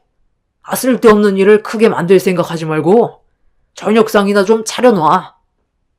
왜? 당신이 나한테 떳떳하면 확인 전화해 줄 수 있는 거 아니야? 내 의심을 풀어줄 수 있으면 전화통화 연결해 줄 수 있는 건데 그게 그렇게 어렵니? 남편은 저와 대화조차 하고 싶지 않다면서 방으로 들어가 버렸어요. 전날에 같이 술을 마셨는지 확인 전화 한번 하면 되는 건데 그걸 어려워하는 남편의 행동이 저에겐 더 이상하게 다가왔어요. 저는 그때부터 남편한테 여자가 생겼다는 걸 확신할 수 있었고 전날에 남편 차에 동승했던 그 여자의 정체가 궁금해지기 시작했습니다. 그래서 남편의 뒤를 캐기 위해 사람을 고용했고 남편을 감시해주길 부탁했어요. 이런 사실을 전혀 모르고 있는 상태에서 제가 받아보게 된 남편의 모습이 담긴 사진 속에선 며칠 전에 차에 올랐던 여자와 거의 매일 붙어 있었다는 걸 제 두 눈으로 확인을 할 수가 있었습니다. 예상했던 대로 남편은 정체 모를 여자와 바람이 난 거였어요. 그렇게 사람을 고용해 증거물을 하나둘 모아놓기 시작했고, 며칠 뒤 남편이 바람 피우고 있다는 걸 확신하게 된 결정적인 날이 있었어요. 그날 남편이 저에게 문자를 남겼는데, 얼마 전과 비슷하게 저녁 늦게 들어온다는 말이었고, 예상대로 남편은 그날도 집에 들어오지 않았습니다. 그리고 저에게 핸드폰으로 전송이 된 몇 장의 사진에는 남편과 내연녀가 같이 호텔로 들어가고 있는 모습이 찍혀 있었어요. 나한테는 절대로 바람은 아니라고 했던 사람이 그동안 거짓말을 밥 먹듯이 하면서 대놓고 바람을 피우고 있던 거였습니다. 사람 말 함부로 믿으면 안 된다고 했지만 남편이기 때문에 신뢰했고 아이들 앞에서 거짓말을 할 거라곤 꿈에도 몰랐습니다. 이미 결정적인 증거물이 확보가 된 상태에서 더 이상 함께할 필요가 없다고 생각했어요. 남편은 다음 날에도 연락이 없었고 집에는 아예 들어올 생각조차 하지 않았습니다. 이미 남편은 저와의 신뢰를 깨버리는 행동을 저질렀기 때문에 더 이상 함께하고 싶지가 않았어요. 그래서 제가 먼저 터트리는 게 좋을 것 같아 그동안 쌓아왔던 증거물을 가지고 시댁에 가려고 준비를 하고 있었습니다. 시부모님한테 남편이 바람을 피우고 있다는 걸 전부 다 알리고 이혼 통보하려고 마음을 먹고 있었는데 시모에게 때마침 갑자기 전화가 왔어요. 뭐 하고 있었니? 많이 안 바쁘면 잠깐 들렸으면 좋겠는데 오늘 손님이 오기로 했거든. 혼자서 음식 준비하는 게 쉽지가 않아서 네가 좀 도와주면 좋겠는데 내 아들이 오늘 바로 이쪽으로 온다고 했으니까 이따가 같이 집으로 들어가면 될 거다. 대형 로펌에 들어가고 그동안 정신없어서 제대로 된 축하 파티도 못했잖니. 그래서 이번에 합격 축하상 좀 차려주려고 음식 준비 중이었는데 혼자선 시간 내에 음식을 다 만들지 못할 것 같네. 우리 집과 먼 거리도 아니니까 와줄 수 있지? 시모는 남편이 바람 피우고 있다는 사실을 전혀 모르고 있었기 때문에 자기 아들 대형 로펌에 취직에 합격했다고 좋아서는 정신없이 음식 준비를 하는 듯 보였어요. 어차피 시댁에 가려고 준비 중이었던 저는 차라리 잘 됐다 싶었습니다. 그렇게 아이들을 데리고 시댁을 가니 음식 냄새가 집안에 진동을 했고 제가 들어오자마자 시모는 저에게 앞치마를 건네줬어요. 그리고 시부는 아이들을 데리고 방 안으로 들어갔습니다. 제가 앞치마를 들고 그 자리에 가만히 서 있자 시모는 그런 저를 보면서 많이 급한 듯 서둘러 주방으로 들어오라며 재촉하길래 시모와 남편에 대해 진지하게 대화를 좀 해봐야 할 것 같아 일단 주방으로 들어갔어요. 왜 이렇게 멍하니 서 있기만 하는 거니? 시간 없다고 했는데 계속 그렇게 있을 거야? 애들 보는 것도 힘든데 음식까지 하라고 해서 기분 상했니? 어머님, 오늘 손님 오기로 한 거죠? 그럼 그이 말고 다른 사람도 오는 거예요? 저는 이런 상황들을 전혀 모르고 있다가 전화 주셔서 오게 된 거잖아요. 아, 내 아들 대형 로펌 합격해서 축하해 주려고 손님 한 분이 오기로 했는데 아주 중요한 사람이거든. 너도 들으면 깜짝 놀라게 될 거다.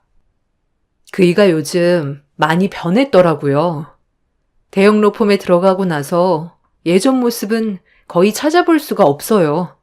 요 며칠 동안 집에도 안 들어오고 제 전화는 아예 받지도 않아요. 바쁘니까 그런 거지. 전에 다니던 로펌에서와는 급이 다르잖아.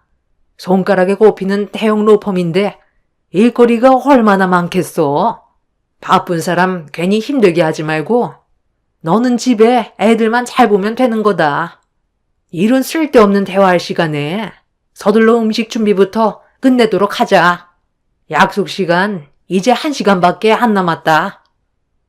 그이가 저 몰래 바람을 피우고 있는 것 같아요. 최근 들어 그런 느낌을 자주 받았거든요.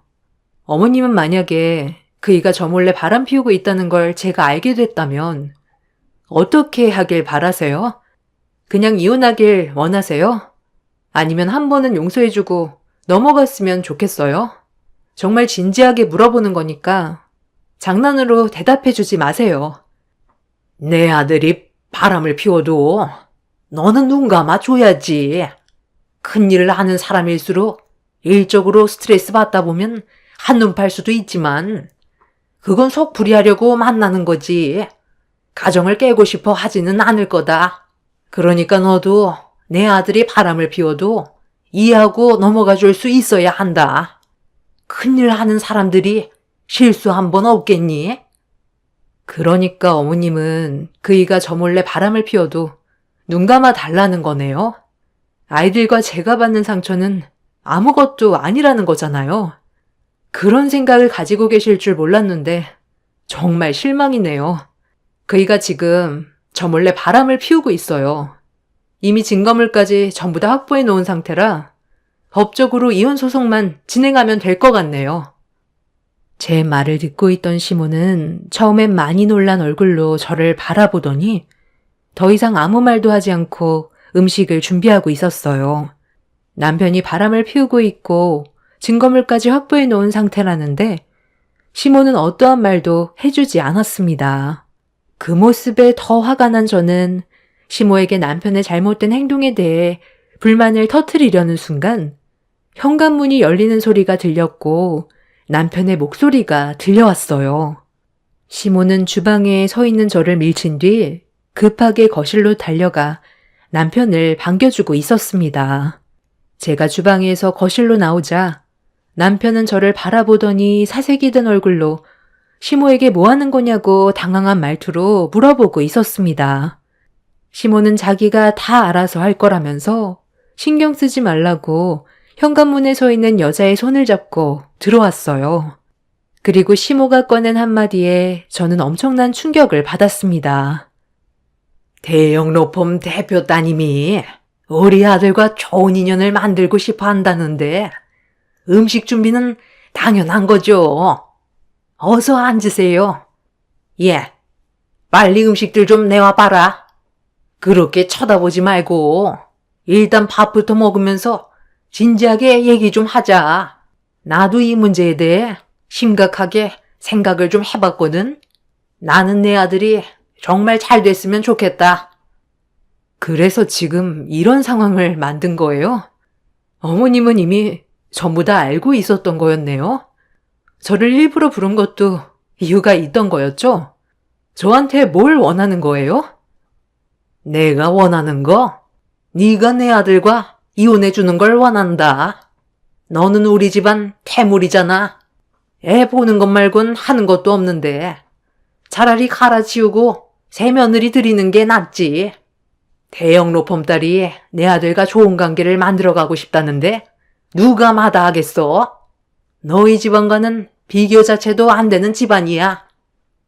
어머, 이분이 본부인 되세요? 아, 저는 그냥 가정부인 줄 알았는데 본부인이었다니 몰라봤네요. 솔직하게 말씀드릴게요. 저 이 변호사님이랑 정말 잘해보고 싶어요. 저희는 함께해야 될 이유가 있고 서로 진지한 만남을 이어가고 있거든요. 이제 이 사람 곁에는 제가 있을 거니 그쪽은 그만 자리를 비켜줬으면 좋겠네요. 당신이 모르는 복잡한 일들이 많아. 우리는 함께 할 수밖에 없어. 이혼 위자료는 넉넉하게 줄 거니까 그건 걱정하지 말고 당신 인생 살면 되는 거야. 지금 나한테 무릎 꿇고 손이 발이 되도록 빌어도 모자랄 판에 방금 뭐라고 그랬어? 이혼 위자료를 넉넉하게 주겠다고? 정말 어이가 없네. 내가 위자료만 받고 조용히 넘어갈 것 같아? 그쪽 부모는 애 딸린 유부남을 건드렸다는 걸 알고는 있나? 대형 로펌 따님이 남자가 그렇게 없어? 저희는 함께 해야 될 이유가 있기 때문에 남은 인생 같이 가려는 거예요. 서로가 원하는 걸 이루면 그걸로 만족하는 거죠. 섭섭지 않게 돈도 주겠다는데 얼굴 붉힐 필요 있겠어요? 쌍둥이들 미래도 생각해야죠. 어머님, 제가 요즘에 신경 쓸 일이 너무 많아서 제대로 된 끼니도 못 챙겨 먹었거든요. 가정부인 줄 알았던 저 여자는 그만 보내고 저희끼리 편하게 식사해요. 아, 그럴까요? 예, 너는 이제 필요 없으니까 그만 돌아가라. 우리 새며느리가 편안하게 밥 좀 먹고 싶다는데 네가 계속 거기에 있으면 음식이 목구멍으로 넘어가겠니? 애들 데리고 집에 가 있으면 내 아들이 알아서 이혼 처리해 줄 거고 위자료까지 얹어서 줄 테니까 너는 그냥 아무것도 하지 말고 가만히 있으면 된다. 당신은 나를 사랑해서 결혼한 게 아니었어? 어떻게 한순간에 사람이 이렇게 변할 수가 있는 거야? 너는 나랑 애들이 불쌍하지도 않아? 돈이면 다 되는 거야? 살다 보니 알겠더라고. 지금 이 위치에서도 만족이 안 된다는 걸. 사건 열심히 맡아봤자 항상 제자리인데 무슨 꿈을 꾸고 살아가겠어? 그런데 내 야망을 키워줄 수 있는 사람이 지금 내 옆에 있는 이 사람이야. 나를 그동안 무시하던 그 쓰레기 같은 인간들을 내 발밑으로 기어가게 만들 거라고. 그래서 너는 처자식까지 전부 버리겠다는 거야? 너 그 추악한 야망 때문에? 능력이 부족하면 만들어가면 되는 거지. 남의 힘을 빌려서 야망을 키우면 쉽게 무너진다는 거 몰라? 내가 이 집에서 나가면 당신은 두 번 다시 나를 만나지도 못하고 애들 얼굴도 못 보는 건데 그래도 나랑 이혼하고 끝낼 거야? 이미 나는 확고하게 결정했고 더 이상 네가 필요 없어. 나한테 도움이 되지 않는 너는 짐밖에 안 되는 존재야. 나는 지금 이 사람이 절실히 필요해. 대충 얘기 끝난 것 같은데 계속 그렇게 서 있을 거예요? 애들 보채는 소리도 듣기 싫으니까 빨리 나가주세요. 이렇게 내쳐지는 게 많이 억울할 수도 있겠지만 능력 없는 그쪽 집안을 탓해야지 어쩌겠어요? 이래서 사람은 살면서 부가 없으면 안 된다니까. 능력 있는 남편과 살려면 그만큼 뒷받침돼야 한다는 거 명심해요. 저는 입에 걸레를 물고 있는 내연녀에게 식탁 위에 올려져 있던 물컵을 얼굴에 뿌려 버렸어요. 시댁 식구들은 제 돌발 행동에 경악을 했고 남편은 자리에서 벌떡 일어나더니 뭐 하는 짓이냐고 저에게 달려와 제 뺨에 손을 올렸습니다. 살면서 처음 누군가에게 뺨을 맞았던 순간이었고 저에게 더 이상 조금의 감정도 남아있지 않다는 걸 알게 된 저는 남편의 얼굴에 사정없이 손을 올려 버렸습니다. 시모는 자기 아들 얼굴에 손을 올렸다고 뒤에서 제 머리채를 잡길래 저도 시모의 머리채를 잡아 사정없이 흔들었어요. 자리에 앉아 물기를 닦고 있던 내연녀가 소리치면서 저를 당장 내보내라고 하자 순간적으로 시댁 식구는 얼음이 돼서는 저를 급하게 밖으로 내쫓아 버렸습니다. 아이들과 저는 그렇게 시댁에서 내쳐졌고 너덜거리는 상태로 집으로 돌아왔어요. 제가 가진 증거물이 효력이 없을까봐 불안했고 돈 많은 대형 로펌 대표 딸에게 남편을 빼앗겼다는 거에 그날 한참 동안 오열을 했어요. 저는 그날 남편과 함께했던 집안의 물건들을 정리하고 있었는데 늦은 새벽 시간에 전화 한 통이 왔어요. 남편의 뒤를 조사해달라고 돈을 주고 고용했던 업체에서 온 전화였죠. 더 이상 남편의 뒤를 안 캐도 된다고 말하려는 순간 저에게 꼭 필요한 결정적인 증거물이 될 거라면서 내연녀와 남편이 나눈 대화의 장면이 담긴 파일 하나를 전송받을 수 있었습니다. 당신 어머니 원래 그렇게 생각 없어? 내가 며느리로 들어온다는 걸 당신 본처한테 자랑하고 싶었나 본데 쓸데없는 짓 하지 말라고 몇 번이나 말했을 텐데. 나도 그렇게 말씀드렸었는데, 나도 그 사람이 본가에 있어서 많이 놀랐었어. 그런데 지금 네가 나한테 큰소리칠 입장은 아니잖아. 우리 둘 다 원하는 걸 얻기 위해 손잡은 거 아니었어? 나 아니었으면 너는 지금쯤 감옥에서 썩고 있을 거 나 때문에 이렇게 다닐 수 있는 거라고. 대표님이 네가 저지른 잘못에 대해 알게 되면 그땐 너는 무사하지 못한다는 거 알 텐데. 대형 로펌 이미지가 한순간에 나락으로 떨어질 수 있다는 거 명심해. 그래서 나도 너한테 원하는 걸 줬잖아. 받을 만큼 받았으면 너도 쓸데없이 일 키우지 말고 똑바로 해. 어차피 우리는 공범이 된 거라고. 결정적인 원인은 너한테 있지. 그러니까 누가 술 퍼먹고 뺑소니 치래? 지금 그 사람 산속 깊은 별장으로 옮겼어. 몸 상태가 많이 안 좋은 것 같아. 병원에 보내지 않는다면 얼마 가지 못해 숨을 거둘지도 모르는데 계속 이렇게 숨기고 있을 거야? 의사한테 돈을 주고서라도 그 사람 살려야 된다고. 하필 내 앞에서 사고를 낸 사람이 내가 원서를 집어넣었던 대형 로펌 대표 딸인지 누가 알았겠어? 지금 너희 집안 나한테 목숨줄 달려있다는 거 알지? 전혀 상상조차 하지 못했던 엄청난 증거물이 저에게 들어왔고, 저는 영상을 보는 동안 입을 다물지 못하고 있었어요. 내연녀였던 대형 로펌 대표 딸이 음주운전으로 뺑소니 범행을 저질렀는데, 그 배후엔 남편도 함께하고 있었습니다. 남편은 사고를 냈던 여자가 대형 로펌 대표 딸이라는 걸 얼굴을 보고 알게 된 순간부터 자신의 욕망을 채우기 위해 경찰에 신고를 하는 게 아닌 그 여자를 도와 교통사고를 당했던 사람을 산속 깊은 별장에 숨겨놓은 상태였습니다. 그제야 모든 퍼즐이 다 맞아 떨어지고 있었어요. 처음 여자를 봤었던 그 건물은 부동산 건물이었고 남편과 여자의 표정이 안 좋았었는데 뺑소니 사고로 두려워하고 있던 거였습니다. 그래서 서로 앞으로의 계획을 세우기 위해 철저하게 범행을 계획하고 있던 거였죠. 변호사인 남편이 그동안 집에 들어오지 않았던 이유도 별장에 교통사고를 당했던 사람의 몸 상태를 살피기 위한 거였어요. 이런 사실을 꿈에도 몰랐던 저는 경악을 했고 그날 아침이 밝아오자마자 남편이 근무하는 로펌으로 찾아갔습니다. 그리고 저는 로펌 대표를 만나기 위해 중요한 물건을 가지고 왔다며 안내인에게 부탁해서 약속을 잡았어요.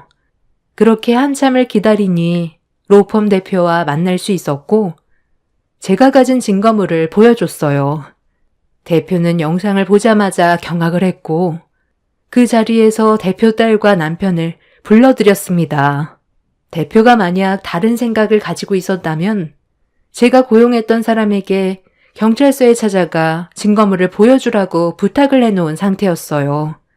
혹시 모를 일을 대비했던 거였는데 대표는 본인 딸과 남편의 잘못된 행동에 대해 추궁한 뒤에 로펌 회사 이미지에 타격을 입어도 바로 잡을 건 바로 잡아야 한다면서 경찰에 전화를 걸었습니다. 대표 딸은 사색이 돼선 저를 노려보더니 처벌을 받고 싶지 않았는지 하얗게 질려버린 모습을 보인 채 그 자리에서 쓰러져 버렸어요.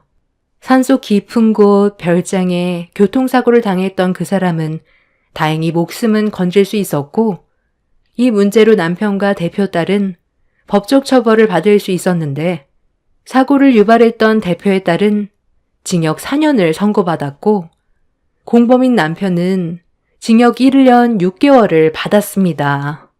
시부모는 범행 사실은 모르고 있었는지 처벌 대상에서는 빠지게 되었네요. 이 문제로 남편과 이혼을 하면서 받은 위자료로 저는 현재 친정에 와서 살고 있어요. 시부모는 뒤늦게야 저에게 용서를 구했지만 태물이라고 했던 말에 너무 큰 충격을 받았었고 2번 다시 그 인간을 보고 싶지 않아 강하게 뿌리친 뒤 그 집안과의 연을 끊어버렸습니다. 남편은 절대로 해선 안 될 행동을 저질렀어요. 자신의 야망에 눈이 멀어 잘못된 선택을 했고 그에 따른 처벌을 받게 되었죠. 만약 이런 사실을 모르고 지나갔다면 잘못도 없는 한 사람이 무고하게 피해를 입게 될 뻔했던 아찔한 순간이었습니다. 본인들의 이득을 채우기 위해 미련하게 손을 잡았던 내연이와 전 남편이 징역을 살면서 잘못을 되돌아봤으면 좋겠습니다. 제 사연 들어주신 분들께서도 항상 올바른 결정하시길 바랍니다. 감사합니다.